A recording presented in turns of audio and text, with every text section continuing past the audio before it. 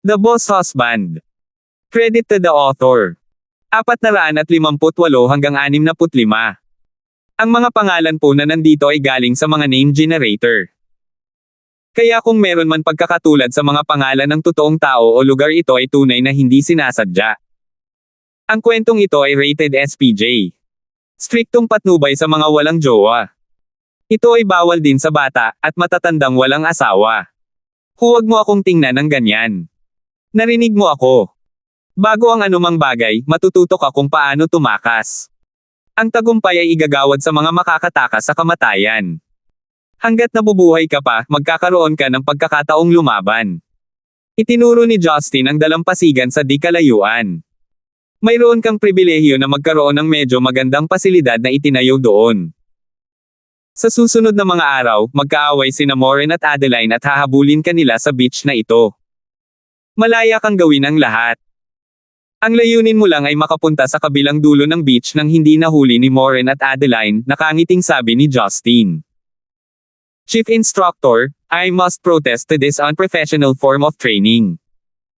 We have 23 people to your 2 instructors participating. You could not possibly believe that they would be enough to stop us, sabi ng isang payat na lalaki na hindi nasisiyahan. Ang iba pang mga kasamahan sa koponan ay tila nagkaroon din ng pangkalahatang pinagkasunduan. Nagawa nilang talunin ang daan-daan hanggang libu-libong tao para makarating sa kinaroroonan nila at natural na ipinagmamalaki ang kanilang sariling kakayahan. Sa pagkakataong ito, pinili ni Justin na manahimik. Sinulyapan lang niya sina Maureen at Adeline na nagpatuloy sa paghakbang. Hi! My Mandarin isn't that good, but I'm sure hindi kayo mahihirapang intindihin ang sasabihin ko, sabi ni Maureen sa mga estudyante na may matingkad na ngiti, bilang instructor ninyo, I'm initiating the training effective immediately.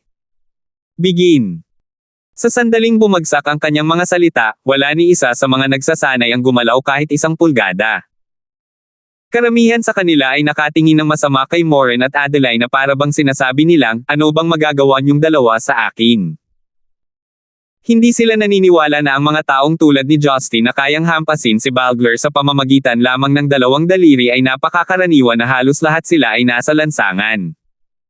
Gayunpaman, lahat sila ay nabigla sa mangyayari. Si Adeline, na 3 metro ang layo sa kanila, ay lumukso ng napakabilis ng kidlat at ipinatong ang kanyang siko sa pinakamalapit na trainee. Arg! Sa sigaw ng sakit, ang mukhang matigas na lalaking iyon ay natamba ng isang malaking puwersa 2 metro ang layo. Si Adeline, ang matangkad na babae na may usok na mainit na figure, ay ngumisi lang sa mga trainees sa malapit. Nagsimula na. Hindi mo ba narinig? 10 sa natitirang 20 o higit pang mga tao ay agad na piniling tumakbo. Ang mga natira, nagsama-sama at nagtangkang pabagsakin sina Adeline at Maureen. Pagkaraan ng ilang sandali ng pag-aalinlangan, lumiko si Karina upang umatras sa kabilang dulo ng dalampasigan. Bumalik siya para titigan si Justin bago ipagpatuloy ang kanyang pagtakbo sa kabilang dulo ng beach. Di nagtagal, napagtanto kaagad ng mga nanatili na ang kanilang plano ay walang saysay. Sumakay sina Maureen at Adeline sa karamihan at hindi nag-away tulad ni Justin. Sa halip, iniwasan nila ang higit sa 20 strike na dumarating at inilunsad ang kanilang mga counter. Nagawa ng si Eagles na labanan ang mga Bionic Warrior ni Ares at lumabas bilang kapantay. Ito lamang ang nagpatunay na mayroon silang mga taktika at kaalaman na higit pa sa ordinaryong sundalo. Kahit nalaban sa mga kalaban na kasing lakas nila, nagawa nilang manalo salamat sa kanilang napakalawak na karanasan. Bagamat nagpipigil ang dalawa sa paglabas ng kanilang mga counter, ginamit nila ang kanilang mga taktika at madaling natalo ang mga mayayabang na trainee na iyon. Sa loob ng kalahating oras, bumagsak na sa lupa ang 10+ trainees. Walang pagdadalawang isip na hinabol ni Maureen at Adeline ang iba. Ang tumakbo sa bilis na mas mabilis kaysa sa mga nagsasanay. Si Martin Collins, na nagmamasid sa mga pagbabago, ay kumunat ang kanyang noo. Mabigat siyang bumantong hininga at sinabing, ang ganitong uri ng bilis at kakayahan sa pakikipaglaban ay higit pa sa mga formal na miyembro ng Dragon Group. Kung ang Dragon Group ay hindi nagsanay sa sinaunang martial arts at panloob na enerhiya, hindi sila maituturing na mga elite agent, casual na sabi ni Justin. Mukhang ang mga estudyante ay maaaring mangailangan ng mas maraming oras kaysa sa inaasahan upang matagumpay na makatakas, sabi ni Tsunami habang umiiling at ngumiti. Iyan ay hindi mahigpit na gayon. Ito ay depende sa kung gaano sila kahirap magtrabaho, sabi ni Justin. Tumango si Mark Ing bilang pagsang-ayon. Lumapit siya para tapikin si Justin sa balikat bago niya sinabi, may gusto akong pag-usapan sa iyo ng pribado. Okay lang ba iyon? Walang paraan na tumanggi si Justin pagkatapos makita kung gaano kagalang ang respetado at makapangyarihang nasa katanghaliang gulang na lalaking iyon. Sinundan niya si Mark Ing sa isang tahimik na lugar. Ang Tsunami at ang iba pang mga gwardya ay hindi nag-abalang sundan sila. Naramdaman ni Justin na makikipag-usap sa kanya si Mark Ing tungkol kay Karina. Gaya ng inaasahan, bumantong hininga si Mark Ing at sinabing, alam kong curious ka kung bakit ko pinayagan si Karina na sumali sa recruitment plan na ito. Say what you must. Don't state the obvious, sabi ni Justin, hindi nagpapatawa. Kayong mga kabataan talaga. Hindi man lang nakaramdam ng awkward si Mark Ing matapos matuklasan ang kanyang intensyon. He merely chuckled and said, actually, I more or less know what went on between Karina and you. Ikaw ang ama niya, kaya hindi na nakakagulat. Mali ka, sabi ni Mark Ing na may bahid ng guilt, ito ay kung paano ko nalaman ang tungkol dito na naging dahilan ng pagsisisi ko sa ilang mga desisyon na ginawa ko. Hindi ko siya tinanong tungkol dito sa aking sarili. Sa halip, ang panganay kong anak na babae na si Karen ang nagbigay sa akin ng diwa ng sitwasyon. Hindi napigilan ni Justin na mapangiti nang mapunta ang kanyang isip sa eksena ng babaeng nanunood ng mga bituin kahapon ng gabi. Ito pala ay may palihim siyang nalalaman tungkol sa mga pribadong bagay nito. Bahagyang ngumiti si Mark Ing at nagpaliwanag, ang aking anak na babae na si Karen ay, at palaging isang ulirang anak. Kaya't maaaring sabihin ng ilan na si Karina ay lumaki sa kanyang anino. Si Karina ay may layunin ginawa niya mula pa sa murang edad. Ito ay ang sundan ng yapak ng kanyang nakatatandang kapatid na babae at maging isang dalubhasa na maaaring lumabas at umalis ng walang nakakapansin. Siguro dahil medyo mataas ang status ng aming pamilyang Collins sa simula, at ang katotohanan na gumawa kami ng isang tulad ni Nigel, si Karina ay palaging naging mapagmataas kaysa sa karamihan na may posibilidad na makasakit ng mga tao. Habang tumatanda siya, kinailangan kong maglinis pagkatapos ng mga kalat na ginawa niya. Gayunpaman, si Karina sa kanyang kaibuturan, ay isang magiliw at mabait na tao. Gayunpaman, ang mga pamantayan na itinakda niya sa kanyang sarili ay masyadong mataas para maabot niya ang mga pamantayan, kung gaano niya kataas ang gusto niyang abutin ang kanyang sarili. Medyo workaholic. I know that Karina has been entangled with you quite often since you back to the country. Noon siguro nagsimula si Karina na makisalamuha sa iyo. Then again, I still find it rather weird that she had managed to fall in love with someone who was so different from herself. I find it hard to believe it myself even as her father. Matapos marinig ang sinabi ni Mark Ing, hindi napigilan ni Justin na magkamot ng ilong. Bukod kay Mark Ing, si Justin mismo ay natagpuan din itong misteryo. Gayunpaman, nagsimula siyang nakaramdam ng awkward matapos maalala ang pag-amin ni Karina noon. Justin, noong sinabi ni Karina kung paano niya gustong sumali sa recruitment para sa Dragon Group, tinutulan namin ng kanyang ina ang ideya. Kahit na ang kanyang kapatid na si Karen ay sinubukan siyang pigilan. Ngunit sa pagiging matigas ang ulo niya, kahit 100 baka ay hindi siya matitinag. Karina ay handa pang ang putulin ang lahat ng ugnayan sa amin para mag-uod sa kanyang pag-iisip. Yuncheng sabay iling. Pagkatapos noon, sinabi sa amin ni Ning ang tungkol sa kanya at sa iyo at doon lang namin napagtanto na itinapon niya ang kanyang sarili sa ibang kapaligiran para makalimutan ang kanyang emosyonal na mga sugat. Natigilan si Justin. Siya ba ang dahilan kung bakit ang lahat ng mga kaganapan na humahantong sa ngayon ay naganap? I bet you have a hard time swallow this too, nakangiting sabi ni Mark Ing, actually, it's nothing but escapism. Marahil ay iniisip mo na si Karina ay hindi bagay sa iyo. Sa katunayan, ang kanyang mga kakayahan ay napakalayo sa iyong sarili. Sa kanyang mga mata, ang tunay na kakayahan ay higit na mahalaga kaysa sa pera, katayuan, o kapangyarihan. Kaya, sa subconsciously, ginawa niya ito ng kaunti. Alam mo ba na sa buong proseso ng pagpili, nagawa niya maging nag-iisang babaeng miyembro ng 23 katao nang walang kahit na katiting na suporta o tulong mula sa sinuman sa amin. Kahit na si Karina ay walang pinakamahusay na pundasyon, tiniis niya ang pagsasanay na itinuturing ng marami na sentensya ng kamatayan para lamang humarap sa iyo ngayon. Nang marinig ang taos-pusong paliwanag ni Mark Ing, nakaramdam ng kaunting panghihinayang si Justin. Kung iisipin, medyo naging malupit siya. Hindi man niya matanggap noon si Karina, hindi niya dapat ito pinansin at pinutol ng tuluyan. Bilang isang dalubhasang instruktor ng ahente, alam niya kung gaano kahirap para kay Karina na makarating sa kung nasaan siya ngayon. Grabe talaga ang paghihirap ng babaeng ito para lang mapalapit siya sa akin kahit konti lang.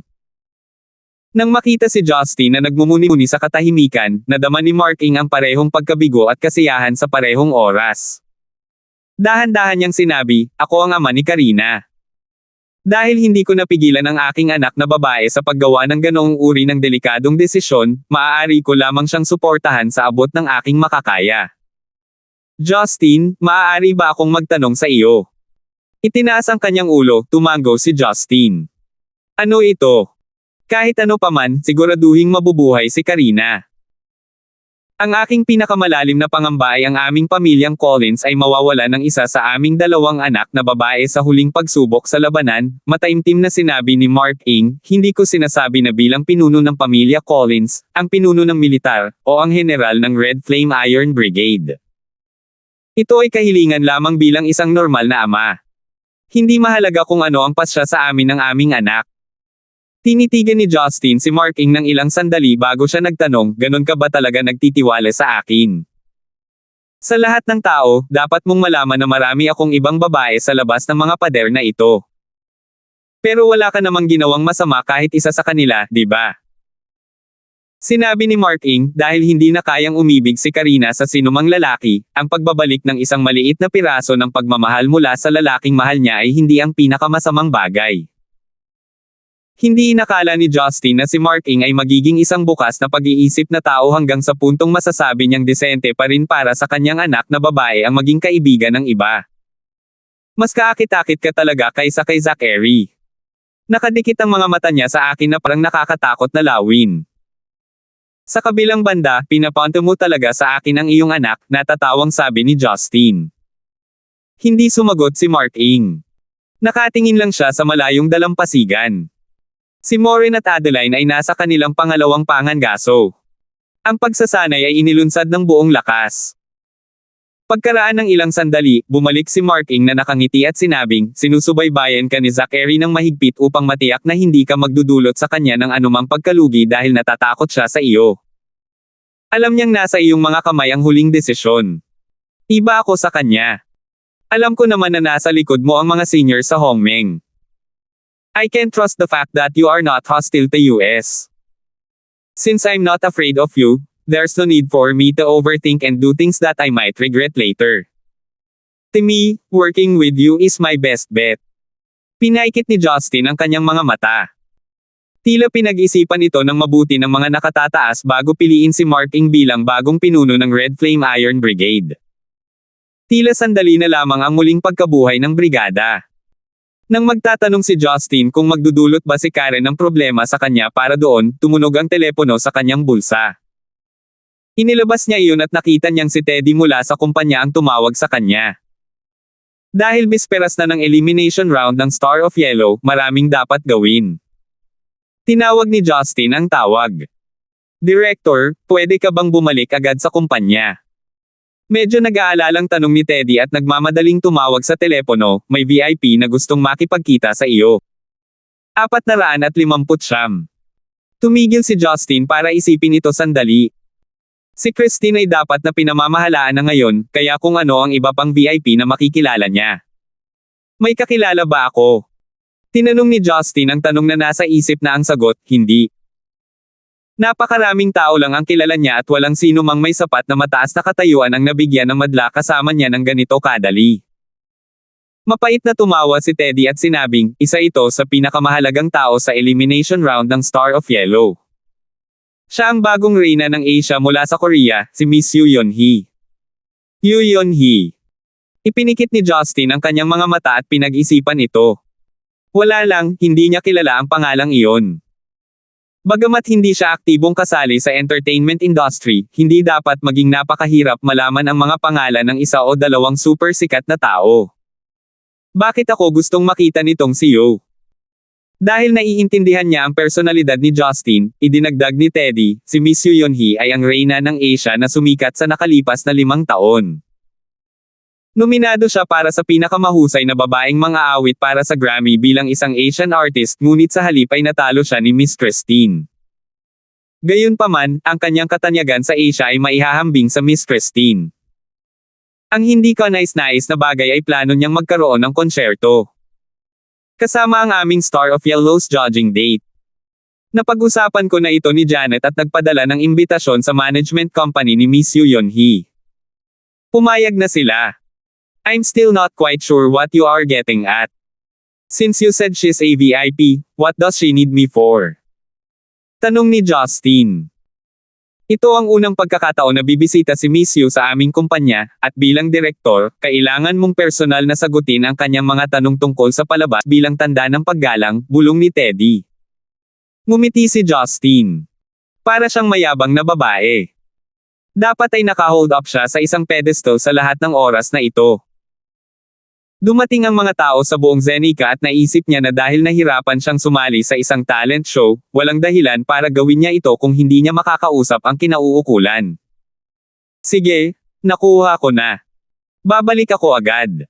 Napabuntong hininga na sabi ni Justin. Likas lamang sa tao na sila ay nagmamalasakit sa kanilang kapalaluan.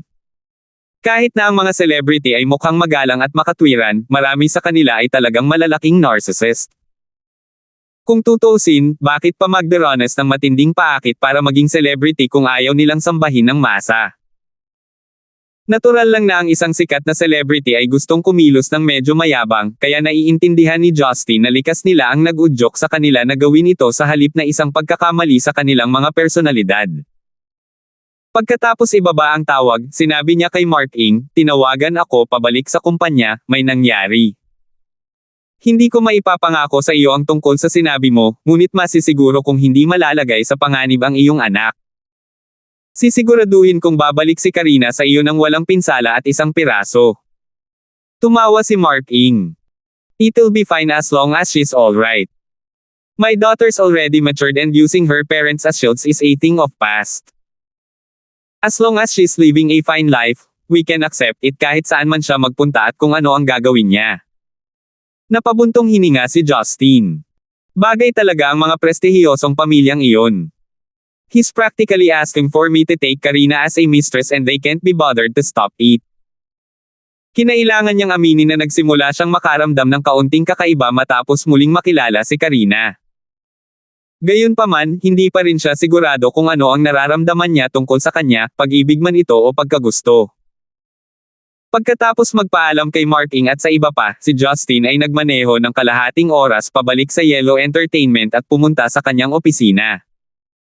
May 4 na bodyguard na nakasuot ng suit sa labas ng kanyang opisina. Ang lahat ng kanilang mga mukha ay mukhang medyo parisukat. Para silang Korean sa unang tingin. Ang isang babaeng celebrity na kailangang magdala ng 4 na bodyguard ay tiyak na hindi isang mababa ang katayuan. Nasa gusali sila ng kumpanya, hindi sa mga lansangan. Hindi napigilan ng mga bodyguard si Justin na pumasok. Marami silang karanasan at natural na masasabi kung sino ang papasukin at kung sino ang ititigil. Nang buksan niya ang pinto, sumabog siya sa isang alon ng awkward tensyon na napuno ng silid. Si Teddy ay tahimik na nakaupo sa sofa sa sulok habang si Janet ay may ekspresyon ng hindi makapaniwala na nakakunot ang kanyang mga kilay. Sa umiikot na upuan ni Justin ay isang napakagandang babae na nakasuot ng low-cut, black striped blouse at isang light brown pleated skirt at mahabang puting medyas. Nakatalikod siya sa pinto habang nakikinig sa kanyang mga kanta gamit ang kanyang earphones. Ang babae ay tumingin hindi kapani-pani walang pambabae at kaakit-akit mula sa likod. Marahil siya ay madalas na mananayaw dahil ang kanyang mga kurba ay maganda at malambot.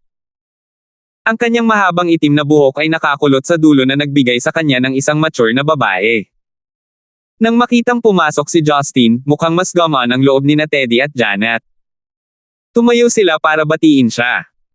Pagkawagayway sa kanila, humakbang siya at ngumiti. Ikaw ba si Miss Yu Yeon-hee? Ang babae ay unti-unting tumalikod upang tingnan si Justin. Napagtanto niya na nakasuot ito ng salaming pang-araw na karaniwang nakatikip sa kalahati ng kanyang mukha. Hindi lang iyon, mas mababa pa ay naaninag niya ang hitsura nito. Hindi tulad ng karamihan sa mga babaeng Korean celebrity, ang mga linya sa mukha ng babae ay hindi nagpapakita ng anumang senyales na inoperahan sa pamamagitan ng operasyon. Bawat isa sa kanyang mga linya sa mukha ay tila natural na nabuo. Ang kanyang mukha na hugis almond ay tila buhol-buhol na pait at mataas ang linya ng kanyang ilong. Nakasuot siya ng isang pares ng mga mata na may nag-iisang talukap at ang malalim at nakabibighani na ningning sa mga ito ay nagniningning sa mga salaming pang-araw. Ang kanyang balat ay kasing kinis ng sariwang tofu. Parang maglalabas ng moisture kapag pinisil. Kahit na hindi niya alam kung ilang taon na ang babaeng iyon, naramdaman ni Justin na hindi ito masyadong malayo sa paligid ng mga high school na babae. Ikaw ba si Director Gibson? Si Yu Yeon-hee ay nagsasalita ng matatas na zen-icon na ikinagulat ni Justin. Oo, ako nga. May mga apurahang usapin ako, kaya nahuli ako dahil hindi ko alam na bibisita ka, Miss Yu. Paumanhin, nakangiting sabi ni Justin. Curva ang labi ni Yu Yeon-hee sa isang matamis na ngiti. You don't need apologize to me. I'm sure nagtataka si Director Gibson kung bakit kailangan makipagkita sa'yo nitong unreasonable na babae dito. It must be just to stroke her ego, right? Halos pumayag si Justin dahil hindi niya inaasahan na sasabihin niya iyon. Gayunpaman, mabilis siyang sumagot, syempre hindi. I should have made a personal visit to thank a queen like you for participating in our show. Oh. Nagtatakang tanong ni Yu Yeon-hee, bakit mo ako tatawagin, Director Gibson? Hindi mo ba alam na ayaw ko sa katagang, Reyna? Kaya't parang mayabang at mayabang ako. Ang kanyang mga mata sa likod ng salaming pang-araw ay naningkit sa provocation. Naisip ni Justin, sino ang hindi nasisiyahan dito? Dito sinusubukan kong gawing mahalaga ka para lang mainas ka. Ngunit ang trabaho ay trabaho. Hindi niya kayang bigyan na lang siya ng 2 sampal sa mukha dahil lang hindi siya natutuwa sa posterin nito. Dahil hindi ito gusto ni Miss Yu, iiwasan ko ito sa hinaharap, malinaw na sabi ni Justin habang nakangiti. Natawa si Yu Yeon-hee at sinabing, oh. Director Gibson, galit ka ba? Iniisip mo kung gaano ako kahirap pasayahin, di ba? Tumawa lang si Justin nang hindi sumagot. Nilinggan niya ang pinagpapawisan na si Teddy at sinabing, let's talk business. Darating ang hapunan bago tayo matapos kung hihilin pa natin ito. Nais ni Teddy na wakasan ang sitwasyon pagkatapos makita kung paano ito lumilipat. Kaya naman, dali-dali siyang tumayo at sinabing, dito ba natin to pag-usapan o sa meeting room? Ipinaalam na sa akin ng direktor ng palabas ang buod nito. Wala na dapat masyadong pag-uusapan kaya mabilis lang. Dito na lang. Maghintay. Swingit si Yu Yeon-hee. Isang malamig na sulyap ang makikita mula sa kanyang mga mata na hugis almond. Hindi ko pa sinabi na gusto kong pag-usapan ang tungkol sa trabaho. Nagsisimula na akong magduda sa ugali ng kumpanya mo. Hindi ko nararamdaman na binibigyan mo ako, ang iyong partner, ng anumang nararapat na paggalang. Kahit na ang isang santo ay may hangganan sa kanyang pasensya. Hindi na naramdaman ni Justin na makisali pa sa mahirap na ito. He clicked his tongue and asked, then, what would you like, Miss Yu?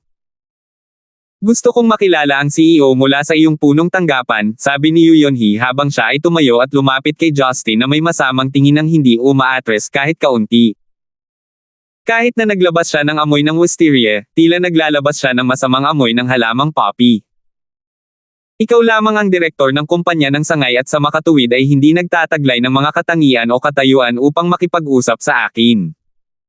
Ang gustong makilala ni Yu Yeon-hee ay si Marian. Siyempre, hindi mahalaga sa kanya kung sino ang CEO ng pangunahing sangay. Ang gusto lang niya ay makausap ang isang tao maliban kay Justin. Huminga siya ng malalim, sinabi niya, Miss Yu, hindi mo ba alam na madidelay ang trabaho natin kapag patuloy mong ginagawa ito? O palagi ka na lang naging hindi makatwiran? I do what I like. I don't care about you not being able to proceed with your work. The only reason I'm here is to prepare for my concert. What can you do about it? Sabi ni Yoonhee na may kasamang pang-aalipusta ng ngiti. Huminga ng malalim si Justin ngunit hindi siya nagalit. Sa halip, pumikit siya at tinitigan ng maigi ang flawless na mukha ni Yoonhee. Sa kalaunan, umiwas siya mula sa hindi nakatikip na malaswang titig ni Justin. With her cheeks flushing red, she said, You think I'll be afraid of you or feel awkward just because of that? No matter what, I want to see the CEO of your main branch. Otherwise, I'm not participating. Sok. Saan mo ba ginawa Gibson mukha mo? Kapuri-puri talaga ang plastic surgeon na yan sa kanila. Siguradong malaki ang ginastos mo para dito, ha? Sumili ang galit sa mga mata ni Yoonhee sa sandaling iyon. Napaatras siya ng 2 hakbang at seryosong tumingin, Stop staring at me, dog. I haven't ever got any cosmetic surgery since birth. How is someone like you qualified to talk about surgery? You don't sound the least bit professional and you obviously don't know about the entertainment industry or understand the trends. How are you the director of an entertainment agency? Your company superiors is equally blind everyone in this company. I don't really care whether you've got any surgery or not. What can you even do to me? So ayaw mong pag-usapan ang business ha? Well, you think I want to work with a fugly like you who just got surgery to look better. Pagkatapos sabihin iyon, tumingin si Justin kina Teddy at Janet at sinabing, halika, huwag na natin siyang pansinin. I'll treat kita sa hapunan. Hindi niya pinansin ang dumbstruck na si Yoonhee at lumabas muna ng kwarto. Si Janet ang unang nag-react dito.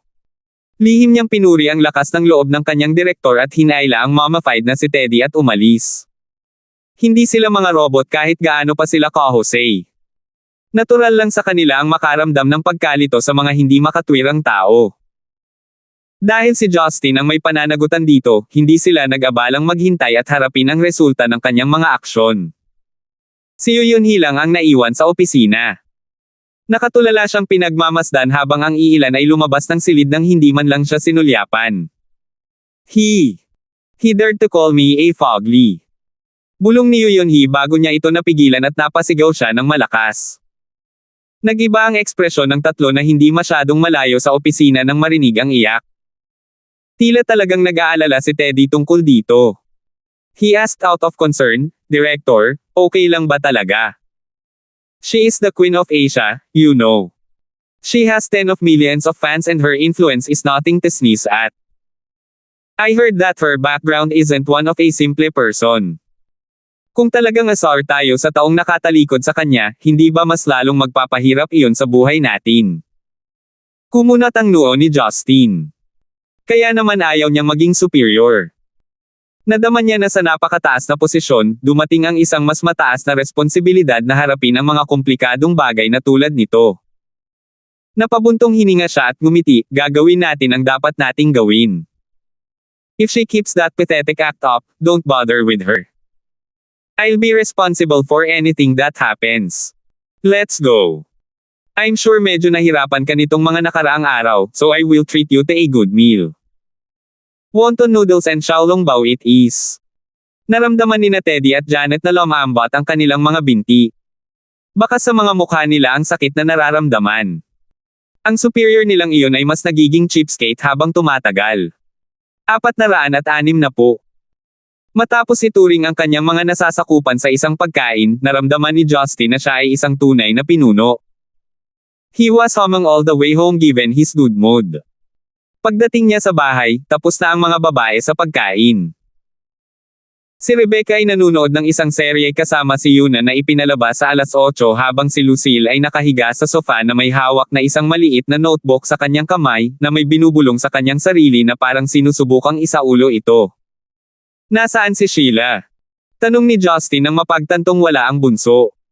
Si Rebecca ay tila talagang na-absorb sa kanyang palabas. She simply replied, she's working on her homework. Malapit na ang high school finals niya in 3 months. Tumango si Justin at pumunta sa ikalawang palapag para kumatok sa pinto ni Sheila. Maya-maya, binuksan niya ito. Nang makita si Justin, bahagyang napaatras siya bago siya matamis na nagtanong, bakit ang aga mong umuwi, Brother Justin? Mula nang lumipat siya roon, ang mukha ni Sheila ay mukhang mas malago at malusog kumpara sa maputlang hitsura niya noong una silang nagkita. Ang kanyang balancing dieta ay nakatulong sa kanya na bumuo ng paraan na dapat gawin ng isang teenager. Dahil nasa bahay siya, nakaipit ang buhok niya ng pink na hairclip at nakasuot ng puting cotton sleeping gown. Gayunpaman, ang mga kurbo sa kanyang dibdib ay medyo malinaw. Kanina lang ako kumain kasama ang mga kasamahan ko at bumalik pagkatapos, nakangiting sabi ni Justin, kumusta ang mga rebisyon mo? Kumpiyansa ka ba sa pagsagot sa mga pagsusulit? Nagpout si Sheila at sinabing, sa palagay ko ay ayos lang ako sa mga wika, bukod sa English patungkol sa pakikinig dahil hindi ako masyadong na-expose dito. Nahihirapan pa rin ako sa mga analytical na paksa at kailangan kong gumawa ng maraming ehersisyo para makakuha ng bilis. Ang mga asignaturang analytical ay maaaring pahusayin sa medyo maikling panahon. Napakaganda na mahusay ka sa mga wika, sabi ni Justin. Kung sa tingin mo ay mahirap ang Ingles, maaari mong ipabasa ito sa iyo ni Sister Marian. Marahil ay makakatulong din ako sa iyo. Gayunpaman, hindi ako masyadong nag-aral ng personal at bulag lang ang nararamdaman ko. Kaya't pakiramdam ko ay gagawa si Maria ng isang mas mahusay na coach para sa iyo. Ayos lang ba iyon? Nag-aalangan na sabi ni Sheila, abala talaga si Sister Marian. Lagi siyang umaalis ng maaga at late na umuuwi.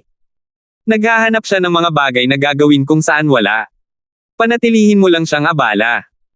Marahil ay mas mananatili siya sa bahay ngayong may dahilan siya, walang pakialam na sabi ni Justin.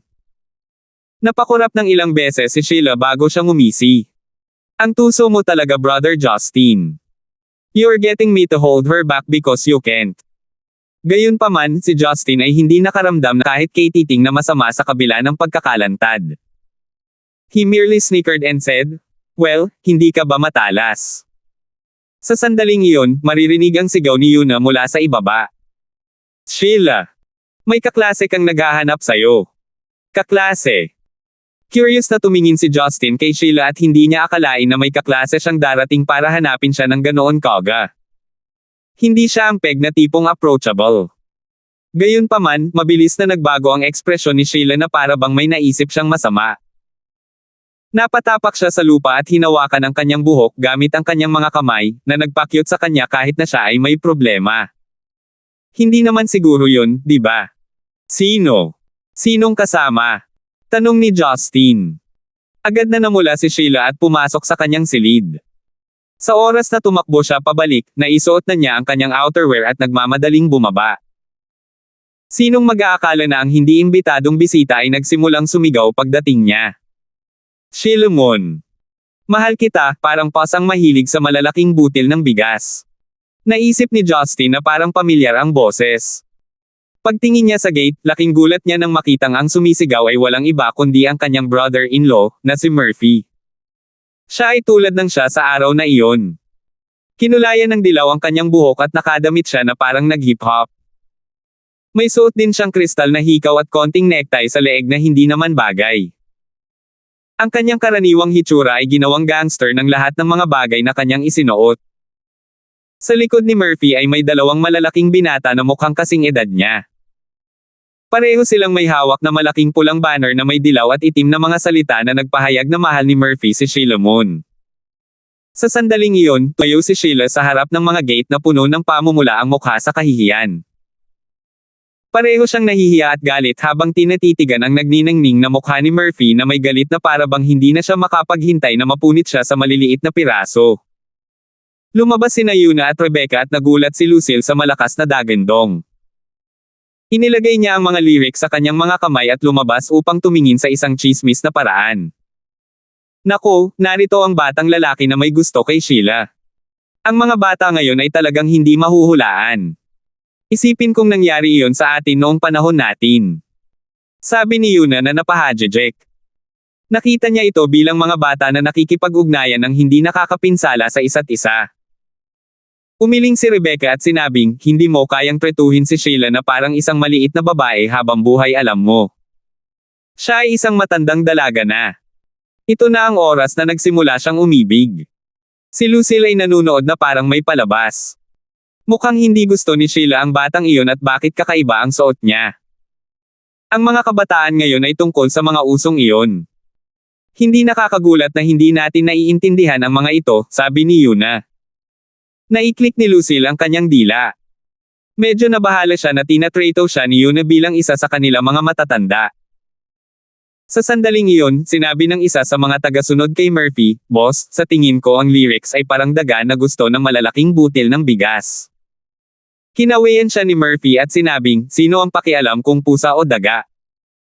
Gusto ko si Sheila at iyon lang ang mahalaga." Ang bait naman ni Boss, sabi nung isa pang follower. Hindi man lang sila pinansin ni Murphy at lumapit siya sa gilid ng bakal na tarangkahan. Nakangiting sinabi niya kay Sheila, "My beloved, can't you see that my love is true? I said that I follow you back to your house to confess my love if you won't become my girlfriend, right? Naniniwala ka na ba sa akin ngayon?" Matapos marinig iyon, nag-alab sa galit si Sheila hanggang sa pumuti ang kanyang mga labi. Nanginginig sa galit ang buong katawan niya habang sumisigaw sa taas ng boses, "Scram! Ayokong makita ka." Natigilan sa bigla ang sound wave, si Murphy ay napaatras ng ilang hakbang at nagmamadaling may matigas na ekspresyon sa kanyang mukha. "Boss, mukhang tinanggihan ka niya," sabi ng isa sa napakalaking followers. "Rejected my ass. My baby is just playing hard to get. I happen to like that kind of play." Hindi mo ba narinig na nagagalit lang ang mga babae sa mga gusto nila? Seryosong sabi ni Murphy. Pinag-isipan ito ng malaking kabataan at tapat na sinabi, hindi ako naniniwalang mayroon ako." Sampal. Pinunasan ni Murphy ang ulo ng kanyang tagasunod at sinabing, "Ngayon ay mayroon ka na." Ang bait naman ni Boss. Pinuri ang iba pang malalaking kabataan. Parang sesubog sa tawa si Justin habang nakikinig siya mula sa bakuran. Hindi niya akalain na may ganoon pala ang kanyang bayaw sa Tiretex. Gayunpaman, hindi sinuklian ni Sheila ang mga damdaming iyon. Sa katunayan, hindi kalabisan na sabihin na gusto niyang patayin si Murphy. "Sheila, mahal ko, buksan mo ang mga gate at papasukin mo ako. Gustong-gusto kitang yakapin," sabi ni Murphy, love-struck habang nakahawak sa gate at nakatingin kay Sheila. Hindi na ito napigilan ng batang babae. Nangangagat ang kanyang mga ngipin, sinipa niya ang mga daliri ni Murphy ng buong lakas na kanyang maiipon. "Hooray!" Binawi ni Murphy ang kanyang mga kamay mula sa sakit at masama ang tingin kay Sheila. "Boss, sinaktan ka lang niya," gulat na sabi ng malaking kabataan. "Aking puwet." Bagamat gustong pabulaanan ito ni Murphy, hindi niya maisip kung ano pa ang sasabihin, kaya ang tanging nasabi niya ay, "Sinaktan niya ako." Ang bait naman ni Boss. "Ang bait mo." Binigyan ni Murphy ng isang sampal ang iba pang malalaking kabataan. Hindi na nakayanan ni Justin at dahan-dahan siyang naglakad papunta sa gate. Tinapik niya si Sheila sa balikat nito para subukang pigilan ang galit nito at sinabi kay Murphy, "Sa tingin ko, oras na para umalis." Hindi ito gusto ni Sheila. Nagulat si Murphy nang makita si Justin doon. "Kuya, bakit ka nandito?" "Si Sheila ay kapatid ko, kaya nakatira ako sa kanya," natatawang sabi ni Justin, "Hindi ka bababalik para sa akin. Medyo gabi na. Kung mananatili ka, sisipain ka lang ulit." Laking gulat ni Sheila nang marinig niyang tinawag ni Murphy si Justin bilang bayaw. Nakalimutan niya ang kanyang galit at tumingin sa kanya na may pagkalito. Sa kabilang banda, si Murphy ay tila nakarinig lamang ng isang nakagugulat na paghahayag. Umikot ng ilang beses ang kanyang eyeballs bago niya binaril si Justin ng isang nakakaunawang ekspresyon. "Ay! Hihihi, so ayun na nga. Para mas lalong humihigpit ang relasyon natin sa future. Hehe. Well then, since mabait na hiningi ni Kuya, aalis na muna ako. Haha. Please look after Sheila for me, brother-in-law. I already have dibs on her. The hell with you. Sino ba nagsabing meron ka?" Umuungal na naman si Sheila sa galit. Tumawa lang si Murphy nang walang pakialam sa mundo at umalis kasama ang kanyang mga tagasunod. Kahit na umalis na si Murphy, si Sheila ay nakahinga pa rin ng malalim. Mukhang nahihirapan siyang kontrolin ang kanyang emosyon. Ang kanyang galit para kay Murphy ay tiyak na malalim.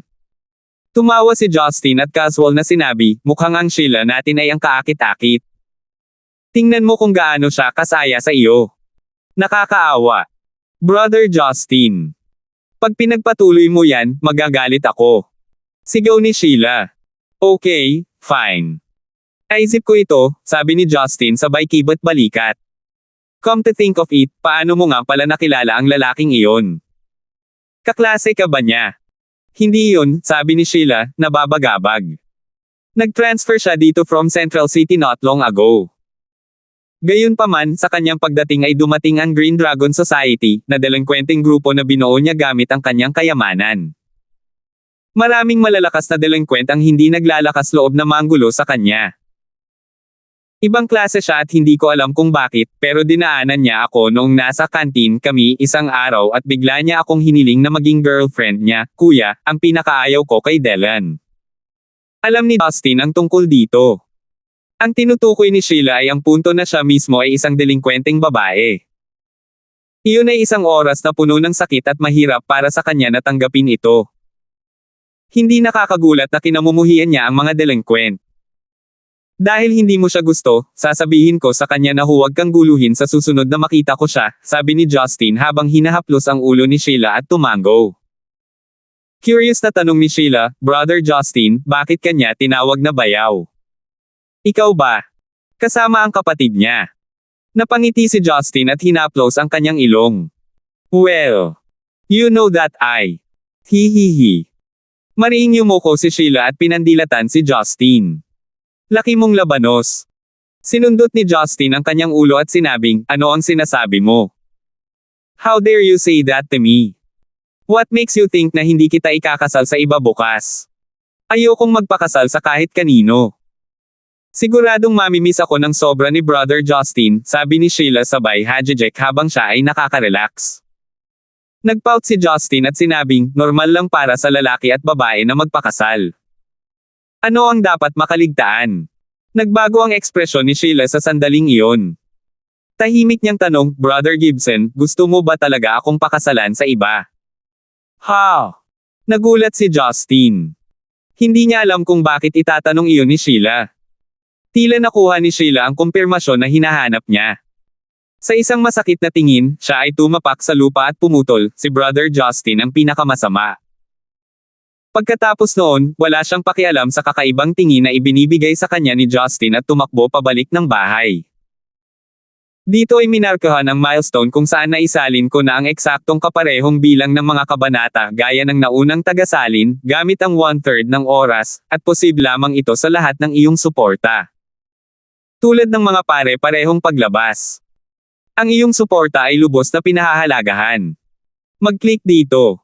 461. Si Justin ay walang pakialam sa mga bagay ng puso ng isang dalaga. Kaya, hindi niya masyadong pinansin ang kakaibang tantrum na itinapon ni Sheila nang wala saan. Nang sumisikat na ang bukang liwayway at bababa na si Justin para mag-almusal, nakita niyang natapos na ni Sheila ang kanyang lugaw at aalis na papuntang paaralan. Akala niya ay hamina na ang init ng ulo nito, ngunit hindi niya inaasahan na ipinikit ni Sheila ang mga mata sa kanya nang sinubukan niyang batiin ito at umalis dala ang kanyang bag na hindi pinapansin ang buong buhay niya. Napangiti si Yuna na may dalang pagkain nang makita niya si Sheila nang umalis siya. Tinanong niya si Justin, Young Master, bakit biglang nagalit si Sheila sa iyo? Hindi ba siya palaging nakikinig sa iyong sinasabi? Nagkibit balikat si Justin. Gusto ko rin malaman ang sagot dyan. Sa sandaling iyon, bumaba si Maria na nakauwi pagkalipas ng gabi sa trabaho. Nakasuot siya ng nakaistilong itim na spring attire.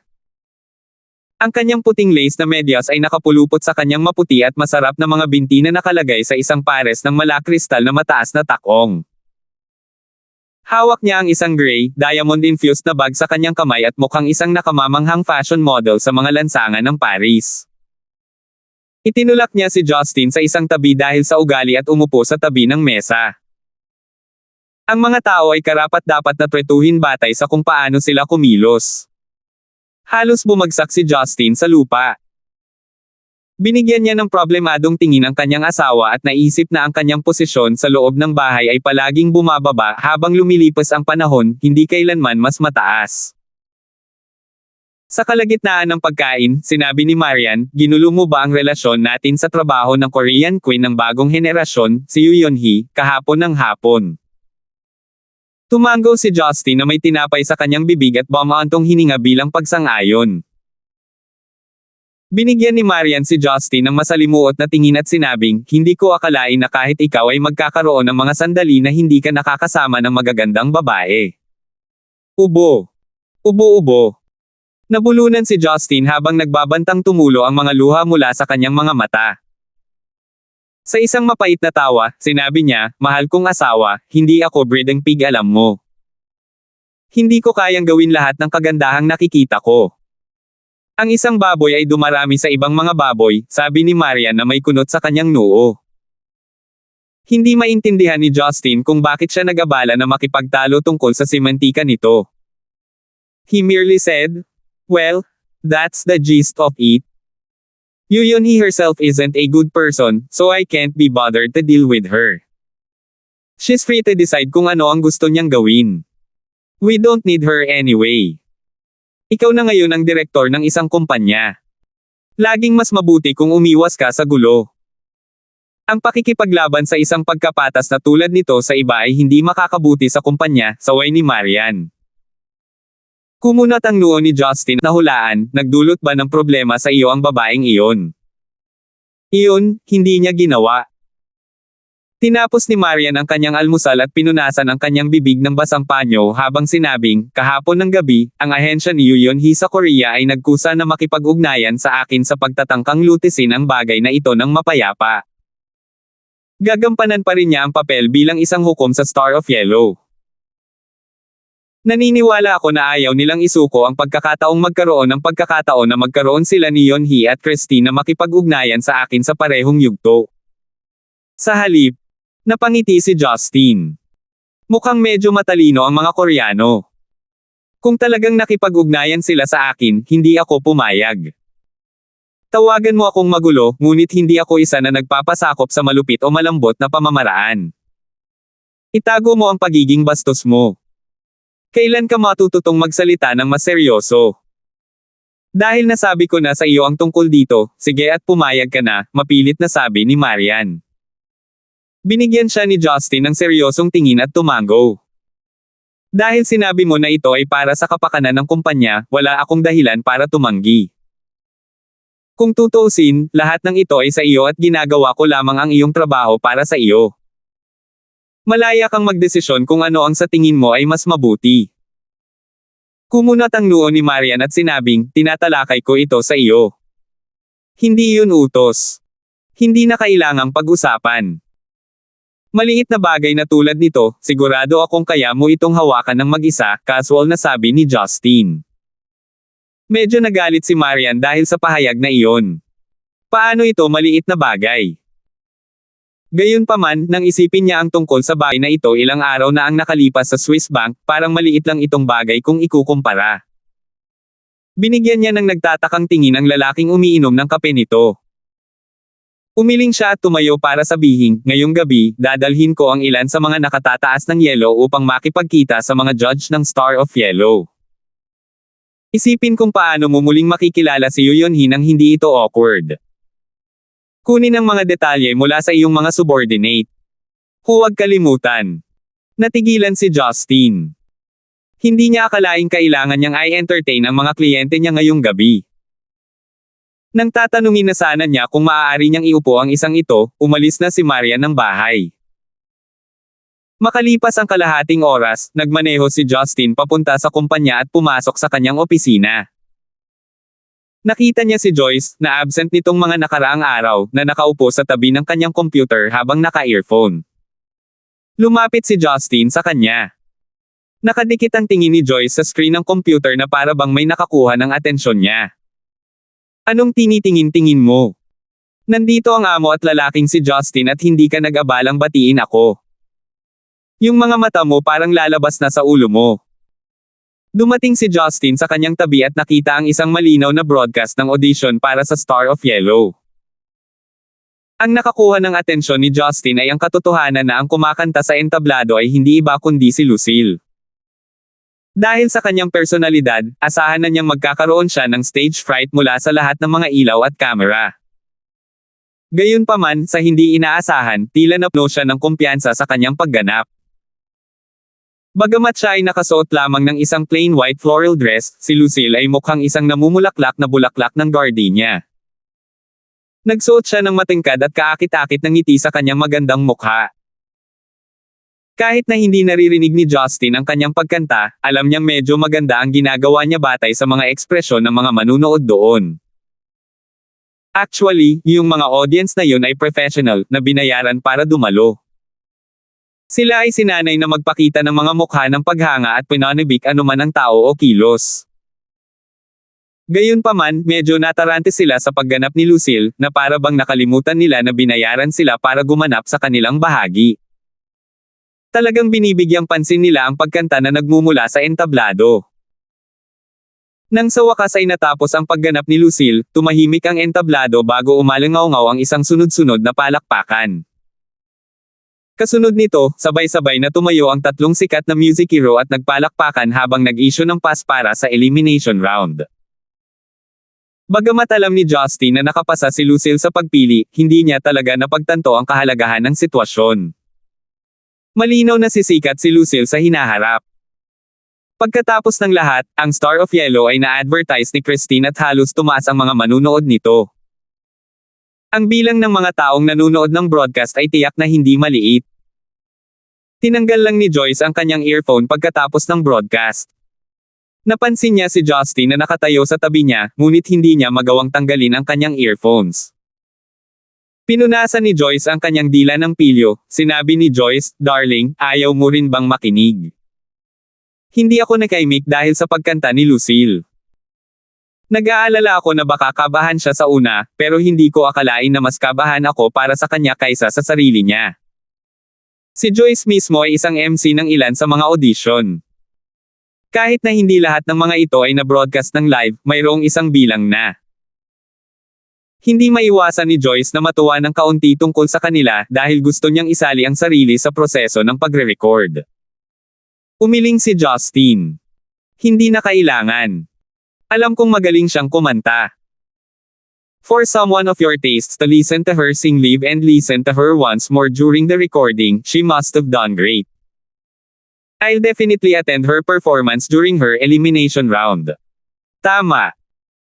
Kahit na ang mga artista sa Broadway ay maaaring magkaroon ng mas mahusay na mga diskarte sa pagkanta kaysa kay Lucille, ang kanilang mga boses ay hindi kasing aliw ng kanya, papuri ni Joyce. Biglang naisip ni Justin kung paanong hindi niya nakita si Lucille simula pa noong umaga. Nasaan siya ngayon? Nagulat na sinabi ni Joyce, "Hubby, hindi mo ba alam na mag-e-ensayo si Lucille kasama iyong iba pang mga kalahok para sa elimination round? Dapat ay kasama niya sila sa mga dorm, ngunit hindi siya masanay, kaya nakipag-ayos ako sa studio."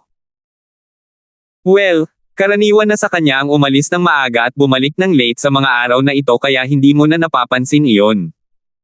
Si Justin ay natama ng ideya.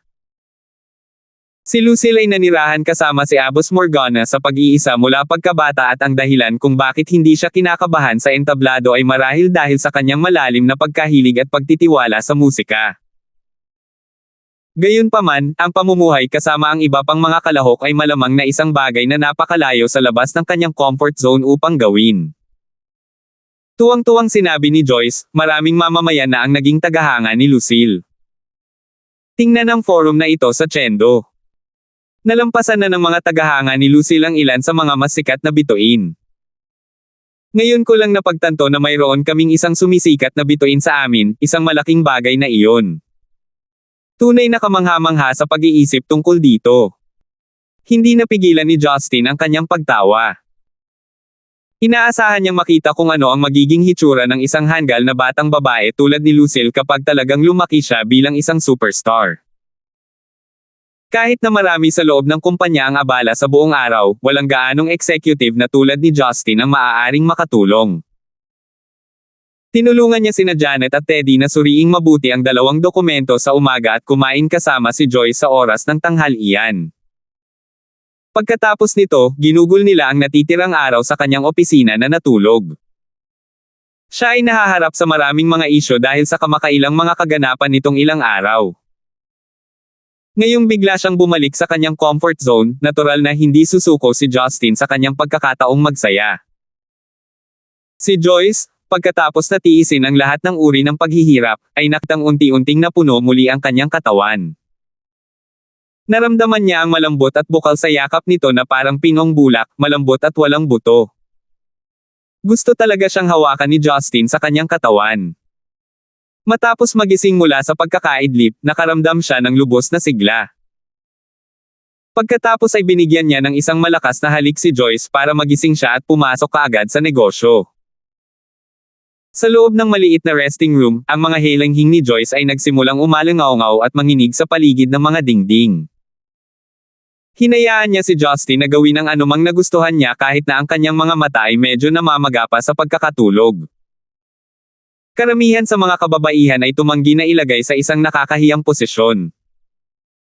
Gayunpaman, si Joyce ay isa na walang ganoong pagbabawal at palagi siyang nasisiyahan kapag pinahiga siya nito. Natural, hindi iyon nangangahulugan na gagawin ito ni Joyce para sa sinumang lalaki. Kung hindi, hindi niya ito aagawin sa kasal. Hanggang sa tuluyang natunaw ang katawan ni Joyce sa isang malambot na puddle ay umalis si Justin sa resting room, nasiyahan. Sa kabila ng kanyang walang kabuluhang mga pagsasamantala sa araw at ang sesyon ng paglalaro kasama si Oscar sa gabi, hindi nakalimutan ni Justin ang kanyang mga plano para sa gabi. Ipinaalam sa kanya ni Janet ang lokasyon ng pulong. Ito ay magaganap sa Jade Clouds Plaza, ang lugar na ngayon ay pagmamay-ari ng ama ni Joyce. Pagkatapos ay tinanong ni Justin si Joyce kung gusto niyang sumama. Ngunit pagkatapos niyang marinig na dadalo rin si Marian, agad na namutla ang kanyang mukha at same time na umiling. Kahit na hindi tumanggi si Marian na makipag-ugnayan kay Joyce ayon sa kanilang kasunduan, si Joyce sa kabilang banda, ay itinakda na iwasan si Marian hanggat maaari. Ito ba ang sinadya ni Marian? Kaya, tuloy siya sa Jade Clouds Plaza kasama ang kanyang dalawang subordinate. Upang ipakita na naiintindihan niya ang kahalagahan ng pagpupulong, ginamit pa niya ang Lincoln car ng kumpanya na nakalaan para sa mga VIP. Gabi na nang makarating siya sa plaza. Hindi mapag-aalinlanganan, ito ay isang kaganapan na pinagtutuunan ng pansin ng media. Kung tutuusin, inimbitahan sa event ang world-class star na si Christine at marami pang sikat na celebrity at music hero. Ang partisipasyon ni Yoo Yeon-hee, na natalo ni Christine sa Grammys, ay nagdulot ng ilang uri ng tensyon sa kapaligiran doon. Sa tabi ng nakasisilaw na ilaw at sa pulang carpet ay maraming security personnel. Sa kabila nila ay mga reporter at paparazzi na nag-flash ng kanilang mga kamera na parang wala nang bukas. Nandoon din ang mga fan club ng mga bida. Sina Christine at Yoo Yeon-hee ang may pinakamaraming sign na hawak ng kani-kanilang tagahanga na may maraming maliwanag na LED na naglalarawan ng iba't ibang slogan. Ang malaking bilang ng mga taong nagtitipon dito ay ginawang tag-araw ang tagsibol sa Stonegate. Medyo naiinis si Justin sa lahat ng kumikislap na ilaw. Bumaba siya ng kotse at dinala sina Teddy at Janet sa malaking bulwagan. Dinala sila sa banquet hall ng isa sa mga tauhan. Bakit parang naging celebrity ako? Sabi ni Teddy mula sa likuran. Ano ang pakiramdam? Nakangiting tanong ni Justin. Hindi maganda. Hindi ko maintindihan kung bakit gustong sumikat ng mga tao. Tumango si Janet bilang pagsang-ayon. Habang nag-uusap silang tatlo, maraming iba pa mula sa bulwagan ang humakbang para batiin sila. Ang mga taong kakaiba ang pananamit ngunit magandang tingnan ay ang mga hurado at bisitang inimbitahang sumali sa Star of Yellow. Kahit na hindi talaga sila kilala ni Justin, naroon sina Janet at Teddy para aliwin sila. Medyo pamilyar sila sa kanila bilang mga taong namamahala at mabilis silang nagsimulang makipag-ugnayan sa mga bituin. Nang tanungin siya kung sino si Justin, ipinakilala siya ni Teddy bilang direktor ng Yellow Entertainment. Sa madaling salita, siya ang kanilang nakatataas. Sa sandaling iyon, marami sa mga sikat na bituin ang nagsimulang magduda kay Justin, na nakadamit tulad ng karaniwang dumaraan. Hindi rin siya mukhang mahalaga sa industriya ng puting kwelyo, lalo na sa mundo ng fashion. Gayunpaman, matalino pa rin silang mga tao na naghahanap ng pabor, kaya't nakipagpalitan pa rin sila ng mga kasiyahan. Siya kasi ang patron nila at entertainer lang sila kahit gaano pa sila sikat. Bagamat nakaramdam siya ng matinding pagod, wala siyang ibang pagpipilian kundi ang makipag-usap sa mga taong hindi niya kilala. Mas kaunti ang ginawa niya kahit para sa mga taong kilala niya. Makalipas ang ilang minuto, umalangaw-ngaw ang malakas na iyak mula sa balkonahe sa labas ng bulwagan. Nagsimula muli ang hindi mabilang na mga tao na sumisigaw, at kabilang sa pinakamalakas na iyak ay ang mga salitang ito, Yuyonhee, mahal ka namin. 462. Ang pagdating ni Yuyonhee ay tila naging highlight ng handaan. Punong-puno ng hangin ang tunog ng mga shutter ng kamera, habang ang mga tao sa loob ay naramdaman ang panginginig ng mga tagahanga na nagpapadyak at sumisigaw. Si Yuyonhee na lumabas sa isang puting BMW 747 ay mukhang isang European princess mula sa Middle Ages. Nakasuot siya ng nakamamanghang handcrafted na pink na damit na may mga flower laces. Ito ay hindi isang labis na pahayag upang ipagpalagay na ang mga pattern na ito ay maaaring karibal sa isang damit na pinalamutian ng mga kristal. Tiningnan ni Justin ang babae na nakangiting naglalakad papasok ng gusali habang kumakaway sa kanyang mga tagahanga. Hindi niya maiwasang isipin, she really is quite impressive. Dapat ay ipinanganak siyang artista. Iisipin ng lahat na siya ay isang magalang na celebrity, at walang sino man ang aasahan na siya ang babaeng nag-artista sa aking opisina kahapon. Nang pumasok si Yuyonhee sa bulwagan, napanatili niya ang isang mahinang ngiti sa kanyang mukha. Ang kanyang pag-uugali at tindig ay tila isa sa isang marangal. Maraming mga artista at music hero na nagkaroon ng pagkakataon na makipagtulungan sa kanya, ang dumating upang batiin siya. Medyo naging hindi natural ang tingin ni Yuyonhee nang madaanan niya si Justin, ngunit nanatiling normal ang lahat. Inalok pa niya ang kanyang slim at maputi na kamay kay Justin. Nakangiting sabi niya, Director Gibson, dito tayo nagkita ulit. Hindi maganda ang mood ko kahapon. Patawarin mo na ang ugali ko. Sa pagkakataong ito, nagsalita si Yuyonhee ng Korean, na medyo ikinagulat ni Justin. Humph! This woman is obviously trying to embarrass me, knowing that there is not a translator here, he thought with a cold smile. Napansin ng ilan sa mga bisita sa tabi ni Yuyonhee at Justin ang hindi pangkaraniwang kapaligiran. Dahil sa curiosity, lumingon sila kay Justin na sabik na naghihintay sa kanyang tugon. Si Miss Yu ay matatas magsalita ng Zenaikan. Hinahangaan ko ang mga Koreano na higit na nakakapagsalita ng Zenaikan. Ngunit ang iyong Koreano ay maaaring gumamit ng kaunting trabaho. Marahil ay dapat na binigyan mo ng kaunting pansin ang iyong pag-aaral, sagot ni Justin sa Korean. Pagkatapos magsalita ni Justin, lumitaw ang kakaibang ekspresyon sa mga mata ni Yuyonhee. Iyon ay dahil si Justin ay talagang nagsasalita ng mas mahusay na Korean kaysa sa kanya, isang katutubong. Para siyang lumaki sa Korea. Bago siya sinagot ni Yuyonhee, lumipat si Justin sa ibang lengguwahe at nagsabi ng maraming bagay na hindi niya naiintindihan. Sa wakas, ngumiti si Justin habang naghihintay ng sagot. Natigilan si Yuyonhee. Wala siyang ideya kung ano ang sinasabi ni Justin. Medyo parang French ito o maaaring German, ngunit maaaring Italian o Hungarian din. Sigurado si Justin na si Yuyonhee na naging celebrity mula noong siya ay mga 10 taong gulang ay walang ibang naiintindihan maliban sa Korean, Zenaikan, at English. Inis, ang tanging magagawa ni Yuyonhee ay hulaan ang sinabi ni Justin. Sa paghusga sa kanyang ekspresyon, dapat ay nagsabi siya ng isang welcome speech. Kaya, sumagot siya sa Zenaikan, salamat. Humagalpak ng tawa ang isang Taiwanese musician na sa tabi. Napagtanto ni Yuyonhee na mali niya itong naintindihan. Pagkatapos ay tumingin siya kay Justin na umiiling sa kanyang ulo sa mapanuksong paraan. Pagkatapos noon, tumalikod si Justin at naglakad palayo. Ano ang sinabi ni Direk Gibson? Tanong ng isa pang nakarinig ng usapan sa music hero ng Taiwan.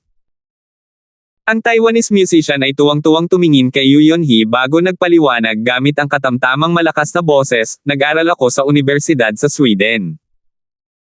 Naniniwala ako na si Director Gibson ay nagsasalita ng Norwegian kanina. Dahil sa pagkakapareho nito sa Swedish at Danish, naiintindihan ko siya sa pangkalahatan." Halos binabati niya ang lahat ng mga babae sa kanyang pamilya. Hehe. Pero ang aming misyo ay talagang mapagbigay. Kahit na si Director Gibson ay talagang natututo sa kanya mula sa hindi pangkaraniwang paraan, si Miss Yang ay nagpasalamat sa kanya sa ganitong paraan. Sentimo. Ang paliwanag na ginawa ng music hero na iyon ay nagpatawa sa mga tao sa paligid. Aware silang lahat na ang Reyna mismo ang naghahanap ng gulo sa sitwasyong iyon. Nag-init agad ang mukha ni Yu Yunhee. Kahit na siya ay kilala sa industriya, ang mga music hero na ito ay ang kanyang mga nakatatanda, na karamihan sa kanila ay may hindi pangkaraniwang mga background kahit na karamihan sa kanilang mga aksyon ay ginanap sa likod ng mga saradong pinto. Higit pa rito, wala siya sa kanyang sariling bansa, ngunit sa halip ay Zeneca. Hindi niya kayang mangasar sa iba kung gusto niya. Dahil dito, pinili niyang manahimik para sa bagay na iyon. Na parang walang nangyari, nilapitan niya ang kanyang malalapit na kaibigan at nagsimulang makipag-chat. Kailangan kong ipahiya ng husto ang lalaking iyon balang araw. Galit na galit niyang iniisip. Sa kabilang banda, hindi mapakali si Justin na pag-isipan ang tungkol sa kanya ng napakatagal. Marami na siyang nakitang babaeng katulad niya noon. Sa mga mata niya, wala siyang pinagkaiba sa isang bata pa. Kung hindi nagbago ang ugali niya, walang duda na binigyan niya ito ng marahas na sampal sa pagtatangkang pagalingin na siya. Ngunit lahat ng iyon ay nakaraan na. Ngayon, lalo siyang nagmukhang isang matandang lalaki na sarap sa hangin at tsaa. Hindi na siya mapakali sa karamihan ng mga bagay. Mga 10 minuto bago magsimula ang handaan, muling maririnig sa labas ang mga sigawan at hiyawan. Di nagtagal, umalangaw-ngaw maging ang tunog ng makina ng isang supercar. Nagsimulang matuwa ang mga nakapaligid na reporter at mga tao. Isang buong itim na Porsche 911 GT3 ang naanod sa kalsada sa malapit bago ito umindayog papunta sa isang parking slot sa harap ng gusali. Karamihan sa mga tao doon ay namangha sa kanilang nakita. Ang ganitong mga kasanayan sa pag-anod ay pag-aari lamang sa mga pelikula. Ang babaeng bumaba ng sasakyan ay mas ikinagulat ng mga tao. Nakasuot ng red-hot, tight-fitting leather jacket, makikita ang isang blonde na babae na may hindi kapani-paniwalang figure. Napaka-flawless ng kanyang mga hubog na umbok ang mga ugat ng isa. Nakasuot siya ng isang pares ng makukulay na salaming pang-araw sa kanyang perpektong mukha. Ang tanging ginawa niya ay tumayo, at nagawa niyang masama ang loob ng iba sa kanilang hitsura. Diyos ko! Si Christine! Matapos makilala ng una ang ginang, nagkaroon ng chain reaction sa karamihan.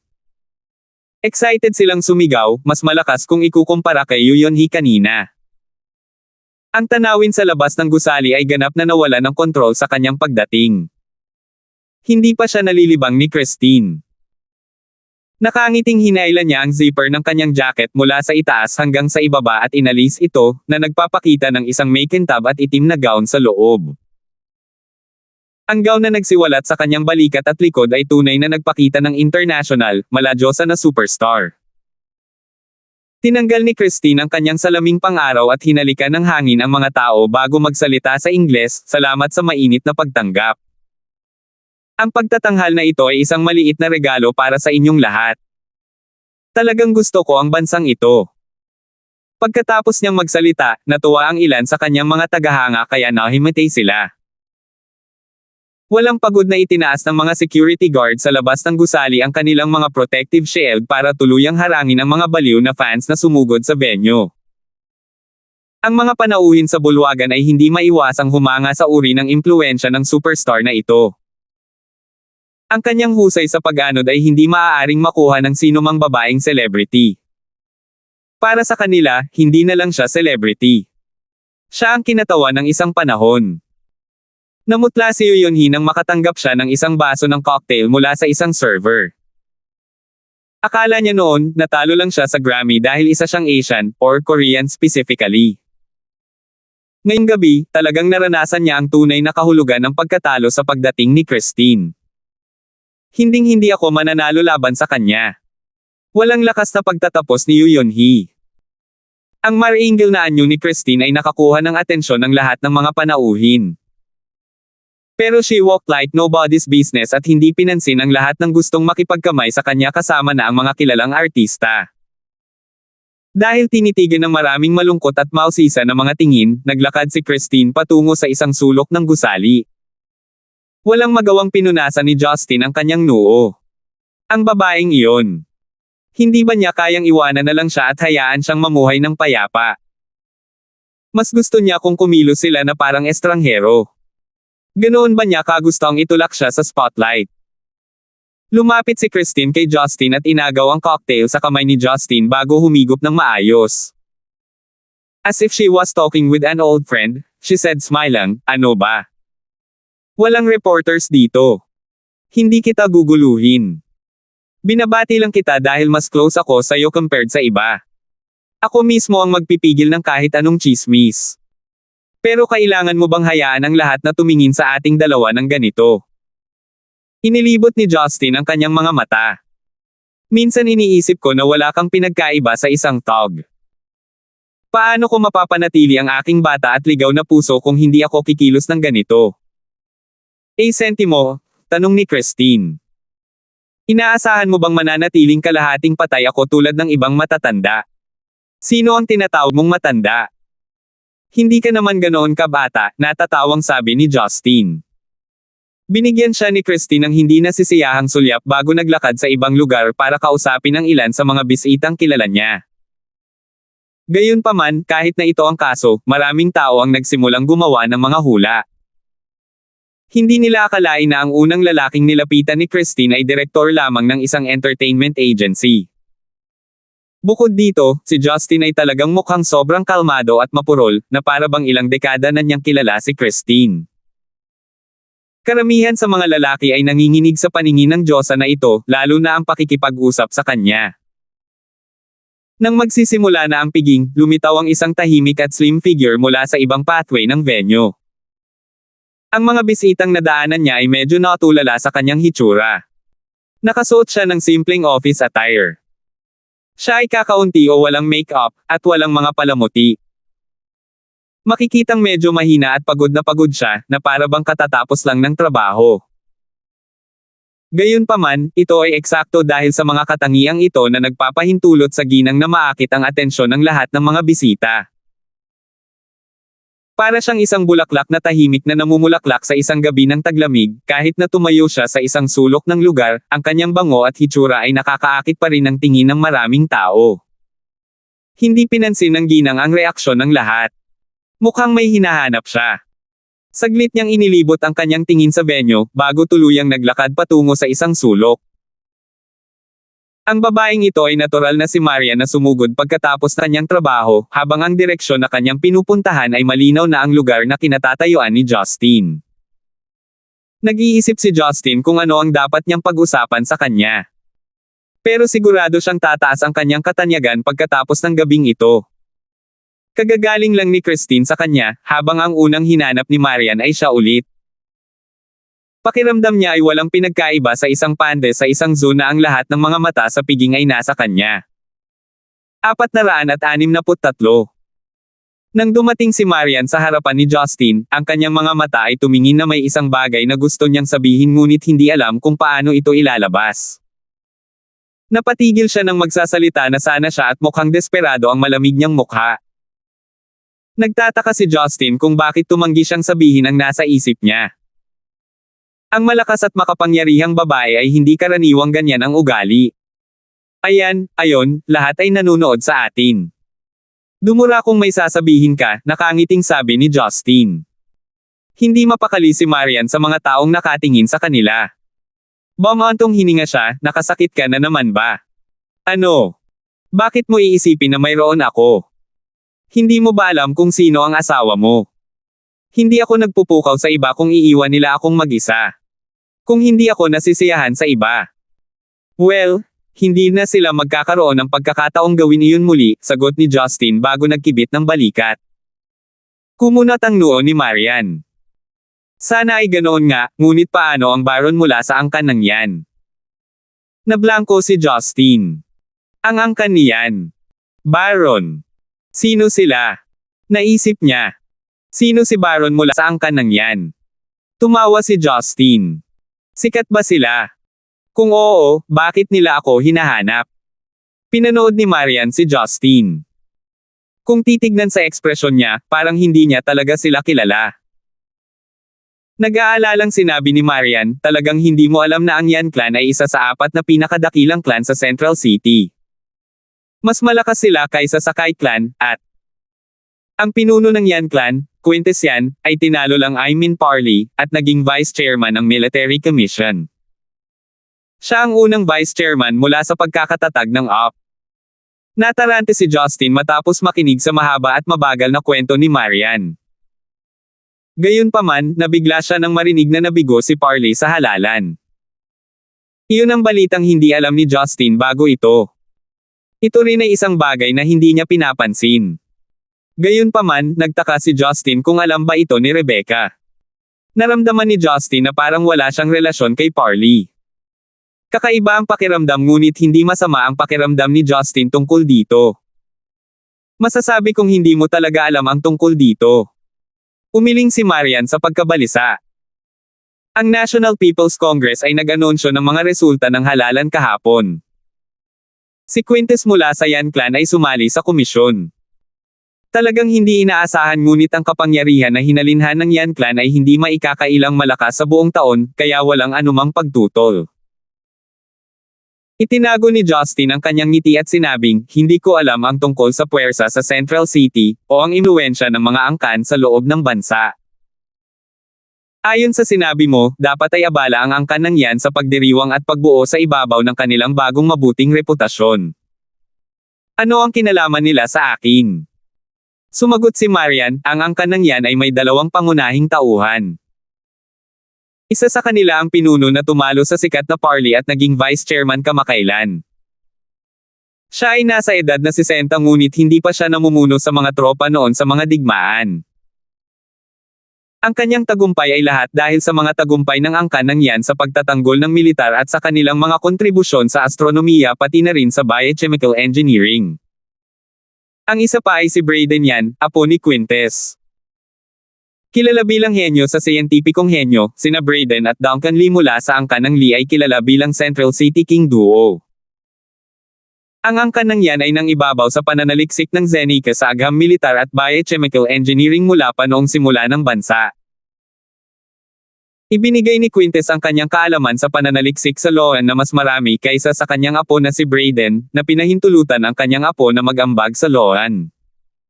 Gayunpaman, mayroon siya kung ano ang itinuturing ng isang tao bilang isang natatanging personalidad.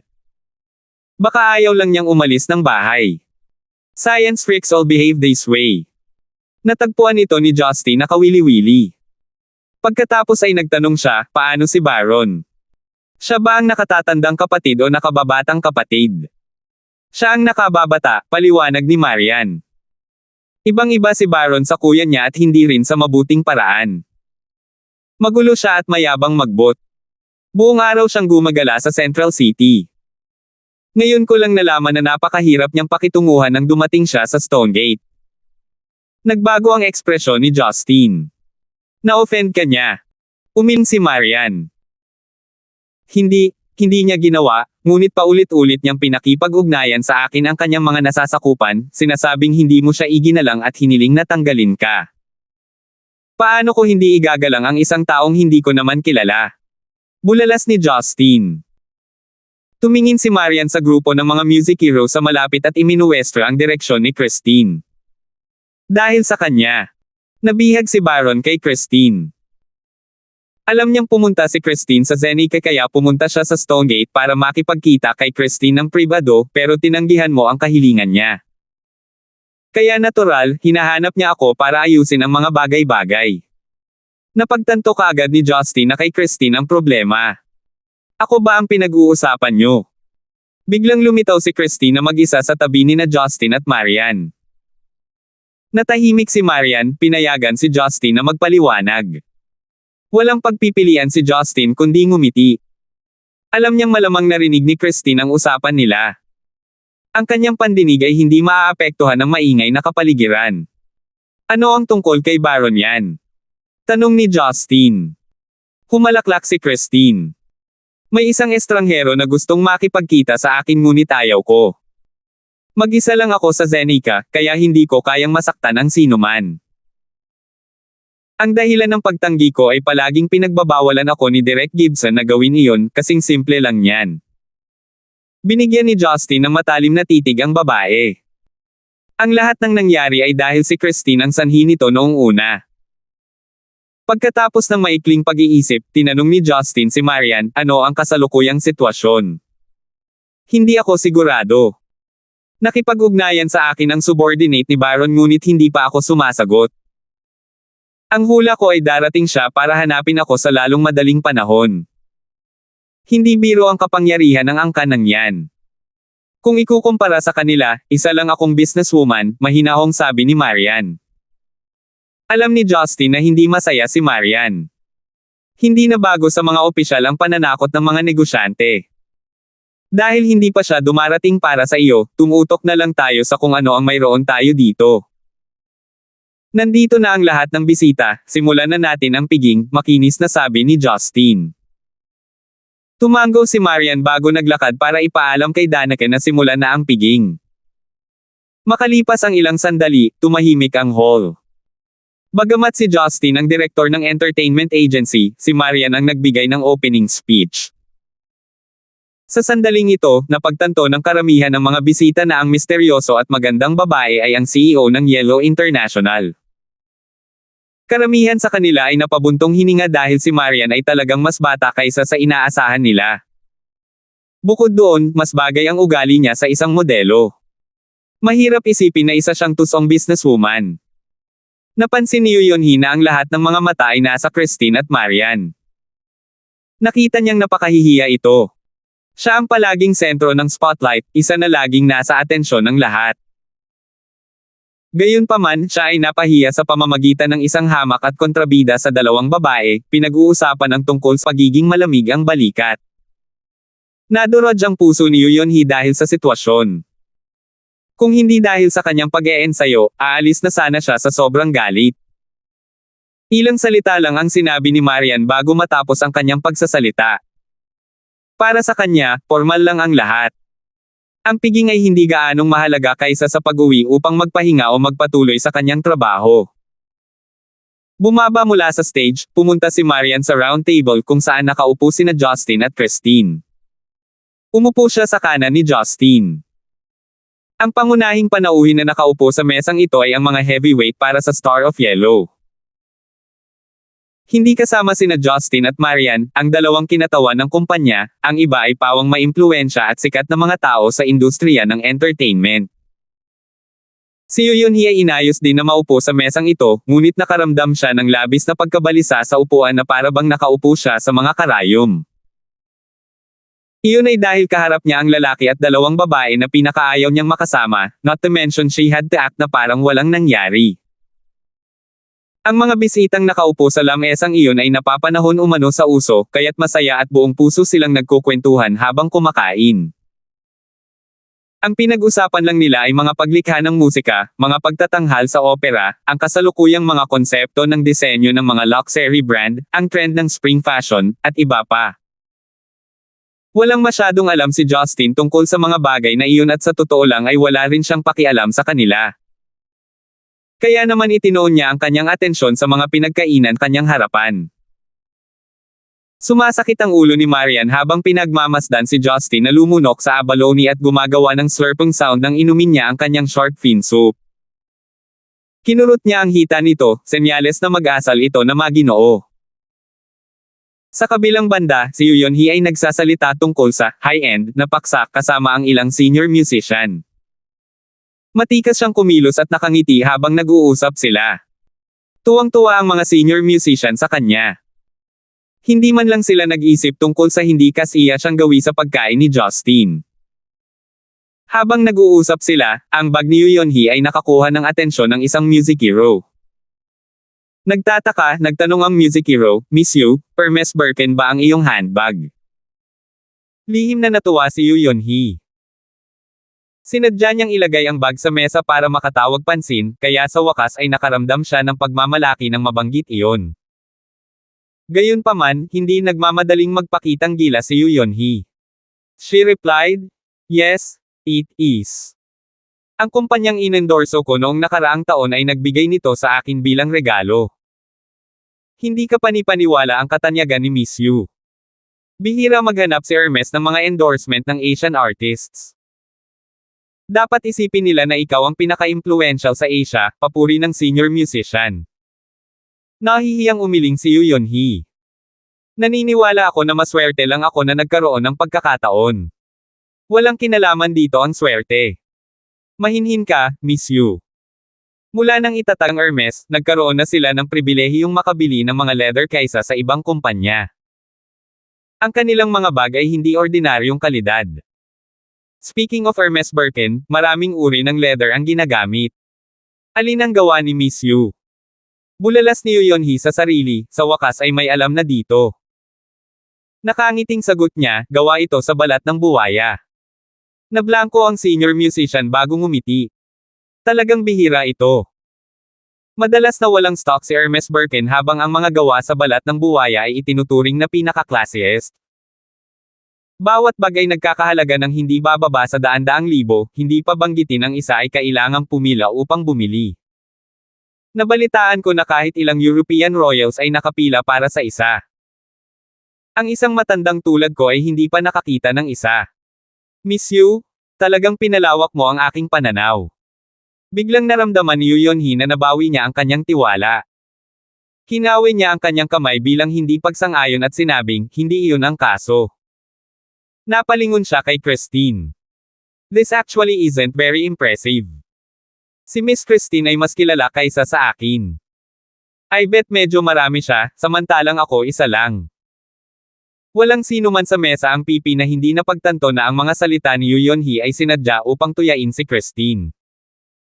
Kilalang kilala na kahit na ang isa ay may lahat ng pera sa mundo, hindi nila basta-basta makukuha ang isa.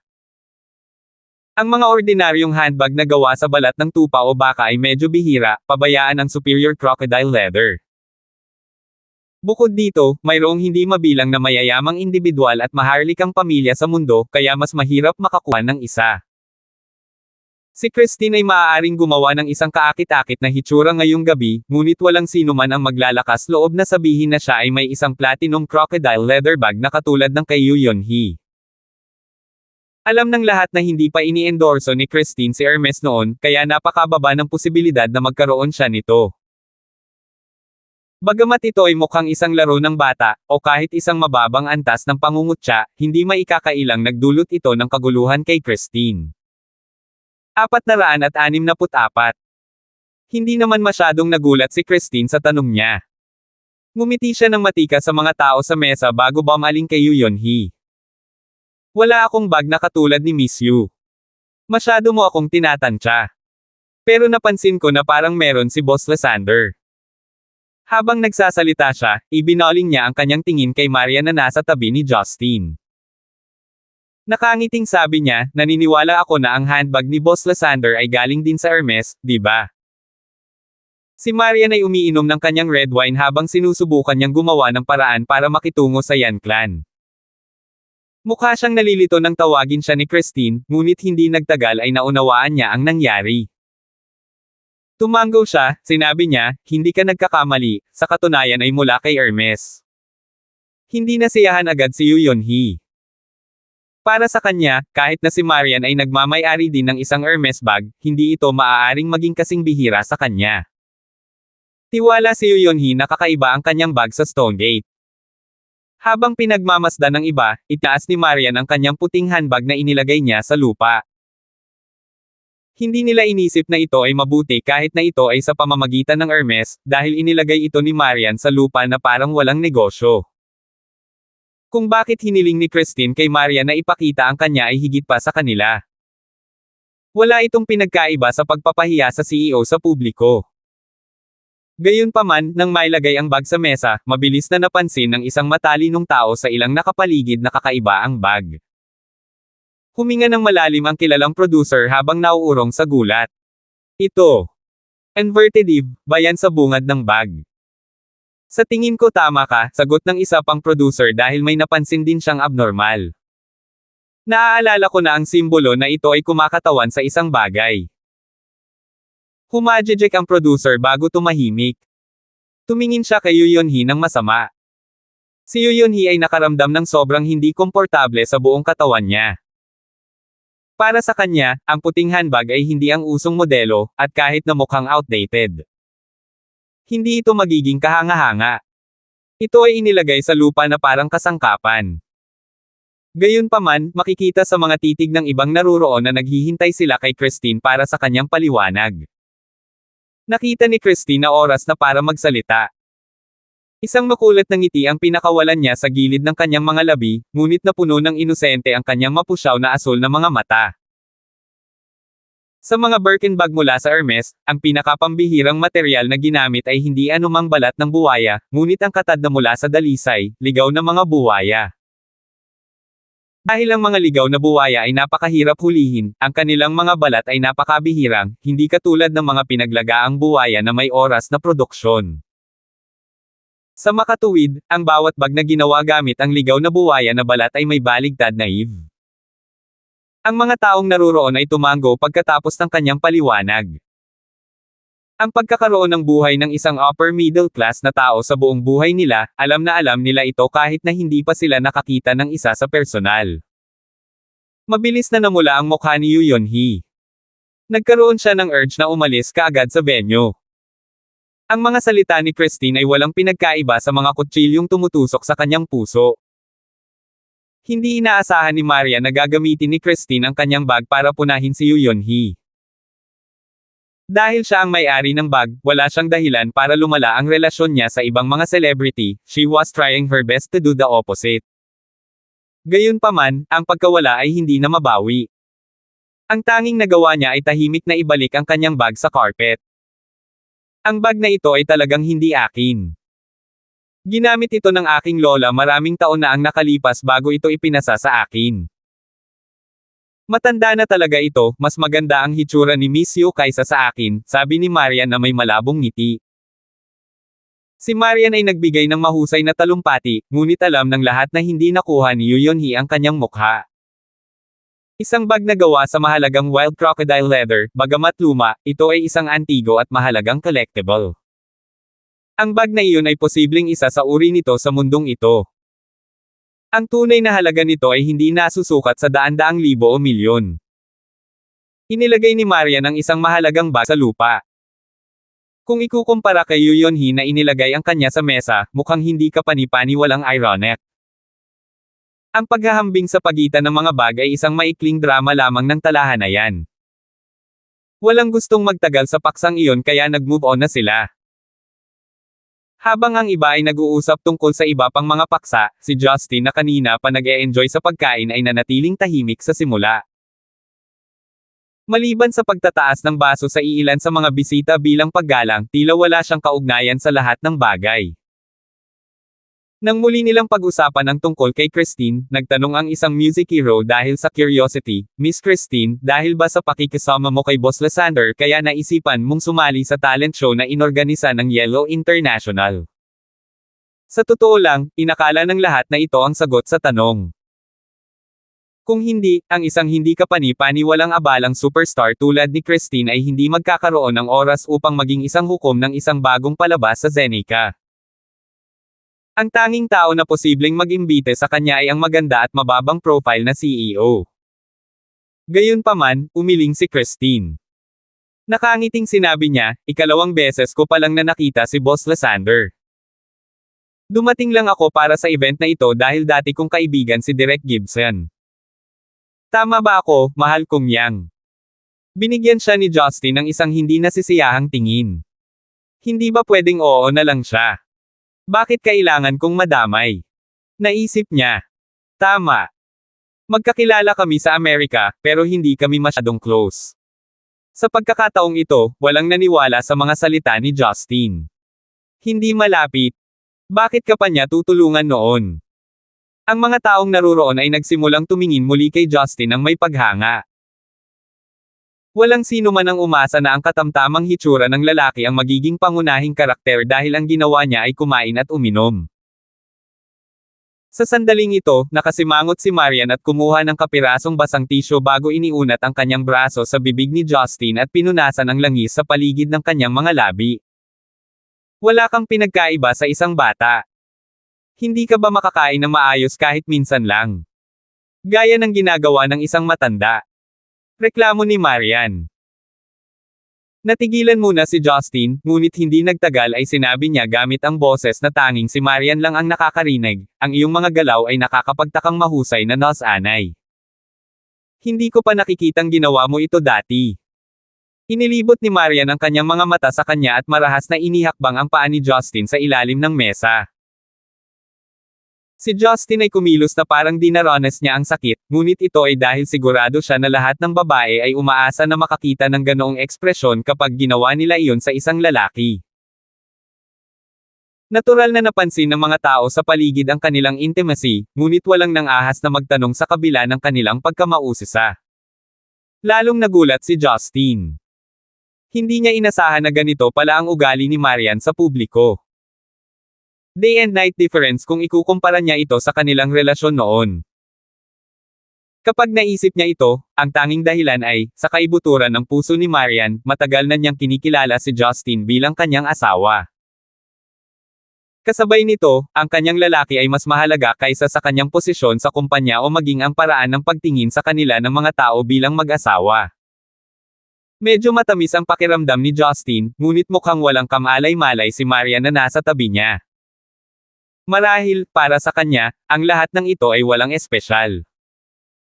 Wala siyang pakialam kahit isang araw sa kanyang buhay kung paano siya tumingin sa ibang bahagi ng mundo. Ang mga bisita ay unti-unting umalis sa venue, habang ang mga mula sa mesa ni Justin ay natural na huling umalis.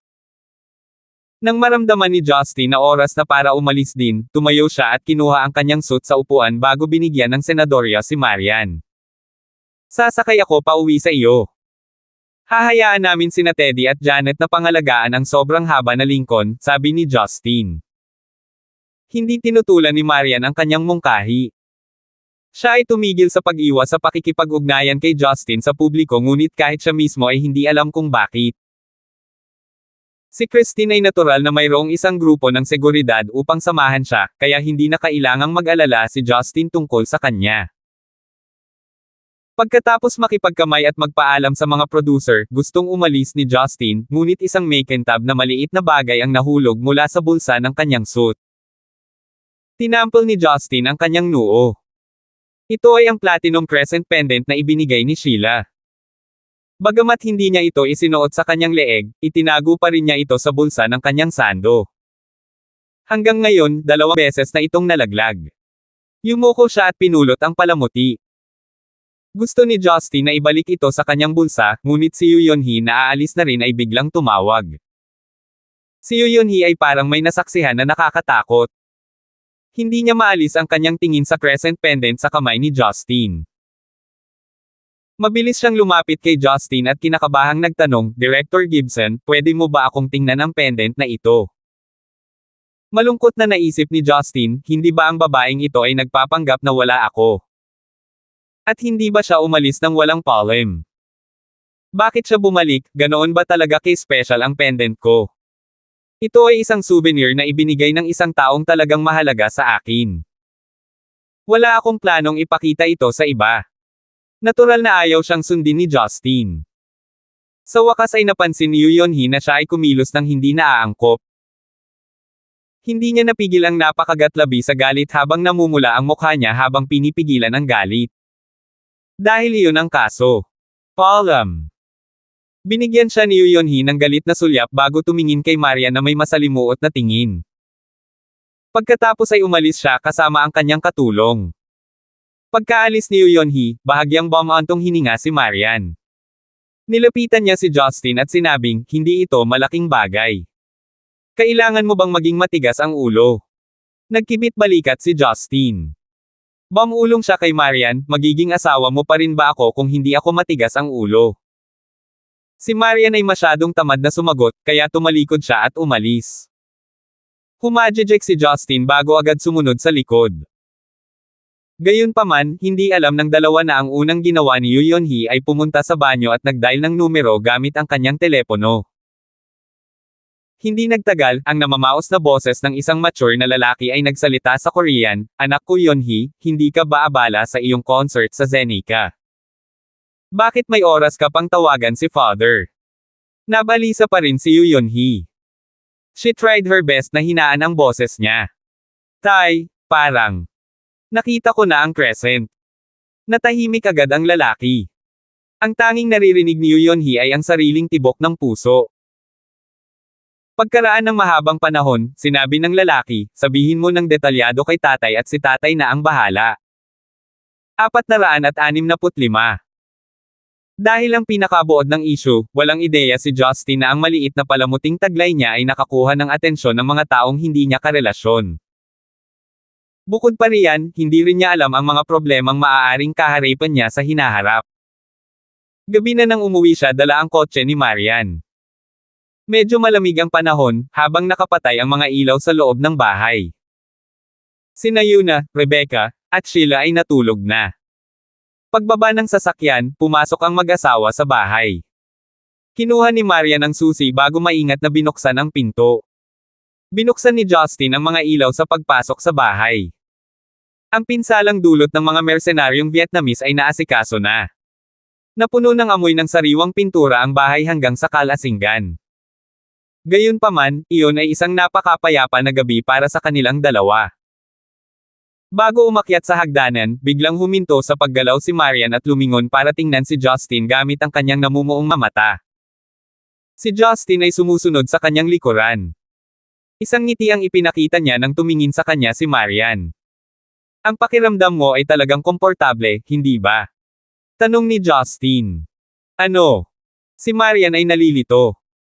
"Sabay tayong umalis ng bahay kaninang umaga para magtrabaho, magkasamang dumalo sa isang piging sa gabi, at sabay tayong umuwi. Binuksan mo ang pinto at binuksan ko ang mga ilaw bago tayo umatras sa ating mga silid at matulog," nakangiting sabi ni Justin. Pagkatapos ay bumantong hininga siya, "Maliban sa hindi kami natutulog na magkasama, hindi kami naiiba sa tinatawag ng mga tao na, aktwal, na mag-asawa." Bahagyang namula si Marian. Bumulong siya, "Piley," bago tumalikod at naglakad sa itaas. Tinaas ni Justin ang kanyang kilay at sinundan siya mula sa likuran. Pumasok siya sa independent washroom sa kanyang kwarto at naligo ng malamig kahit na sa malamig na panahon. Para kay Justin, ang pagligo ng malamig o mainit na shower ay walang pagbabago. Gusto niyang humiga sa kanyang kama, ngunit biglang may napansin siyang kakaibang paggalaw.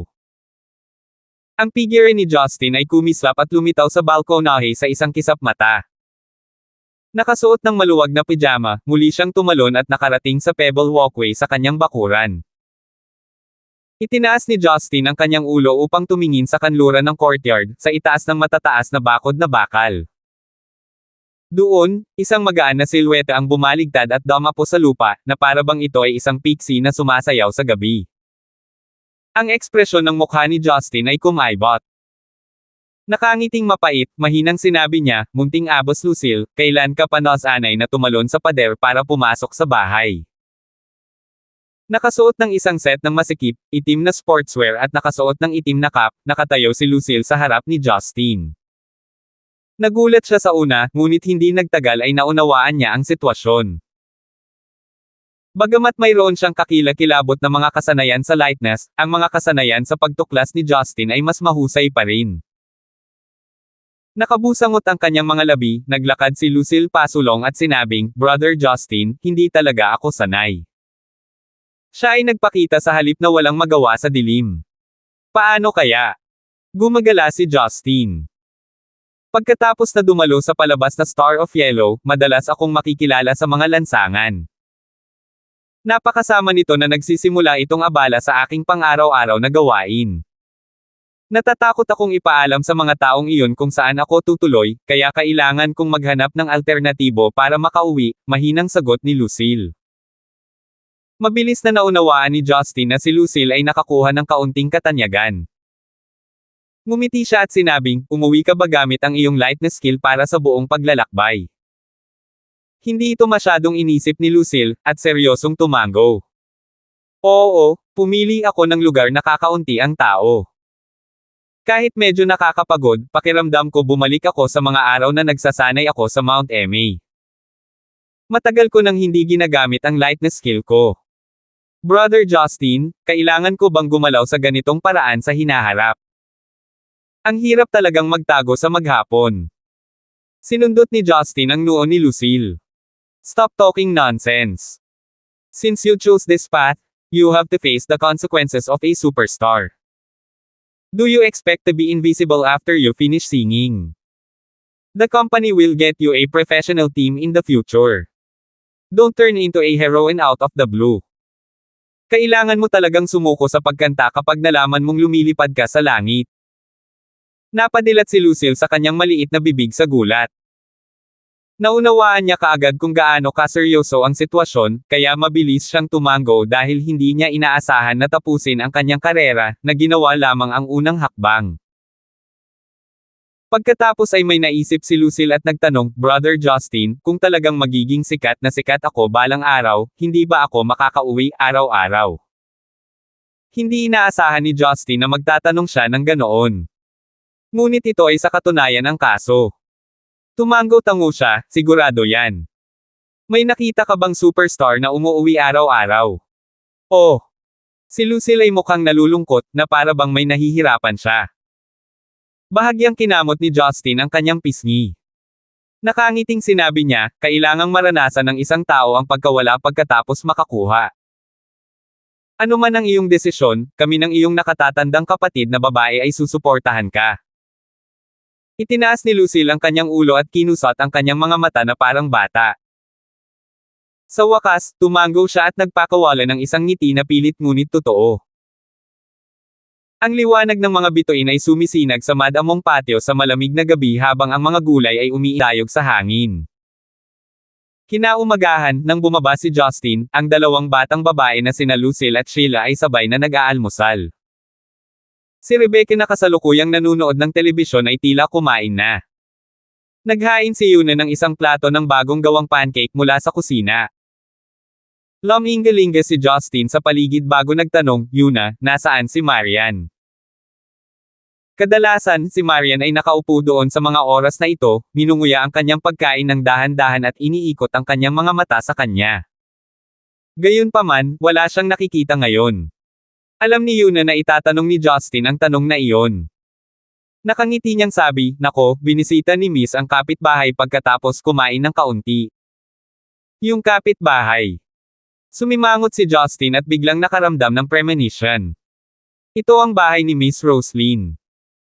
Sabi ni Miss matagal na siyang lumipat, pero hindi pa niya nakakausap ng maayos si Miss Roslyn. Mula nang dumating siya para iligtas kami noong nakaraan, naramdaman ni Miss na may kailangan siyang sabihin. Nakatingin si Yuna ng kakaiba habang nagsasalita siya. Noon, inihayag ni Justin ang kanyang relasyon kay Roslyn noon. Si Marian ay natural na hindi bumisita kay Roslyn para lang ipahayag ang kanyang pasasalamat. Nakaramdam si Justin ng masalimuot na emosyon sa kanyang puso. Siya ay umaasa para kay Marian na makisama sa iba pa niyang mga babae at magkakilala.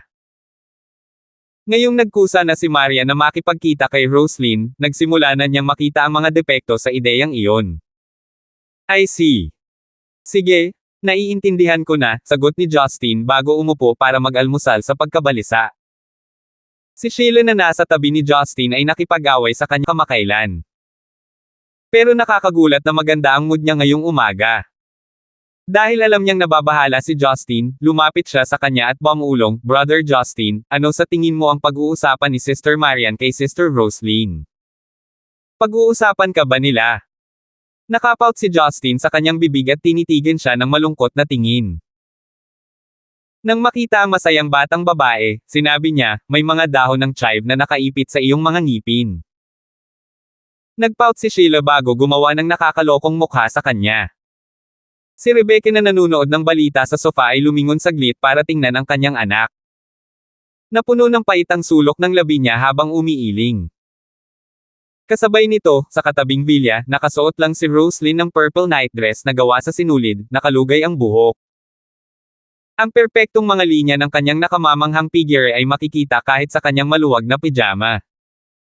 Napangiti si Roslyn nang makaamoy siya ng butter toast habang pababa ng hagdan. Alam niya na ang kanyang best roommate na si Talia ay naghanda ng almusal para sa kanya. Simula nang mamuhay siya kasama si Talia, naramdaman ni Roslyn na parang bata siya. Si Talia ay palaging nagluluto ng kanyang almusal. Ngunit hindi siya nakaramdam ng labis na pagkabalisa dahil dito, dahil kinailangan ni Talia na gumising at umalis para magtrabaho ng maaga sa umaga. Ito marahil ang tinatawag na malakapatid na matalik na kaibigan na hindi niya kailanman nagkaroon. Siyempre, mas maganda ang sitwasyon kung ang kaibigan niyang iyon ay hindi rin manliligaw ng isang tao. Nang abutin niya ang baso ng room temperature milk, narinig ni Roslyn ang isang singsing sa pintuan. Nakakunot ang noo ni Roslyn na nagtaka kung sino ang dumating ng madaling araw. Hindi niya akalain na maaabala siya ng mga tao niya sa Whitethorn Society sa ganitong oras. Tinatimad si Roslyn na magpalit ng damit. Kung tutuusin, hindi naman siya makatiis ng konting lamig. Ibinaba niya ang basong hawak niya at naglakad palabas. Salamat po at sinamahan ninyo ako, ingat lagi mga master.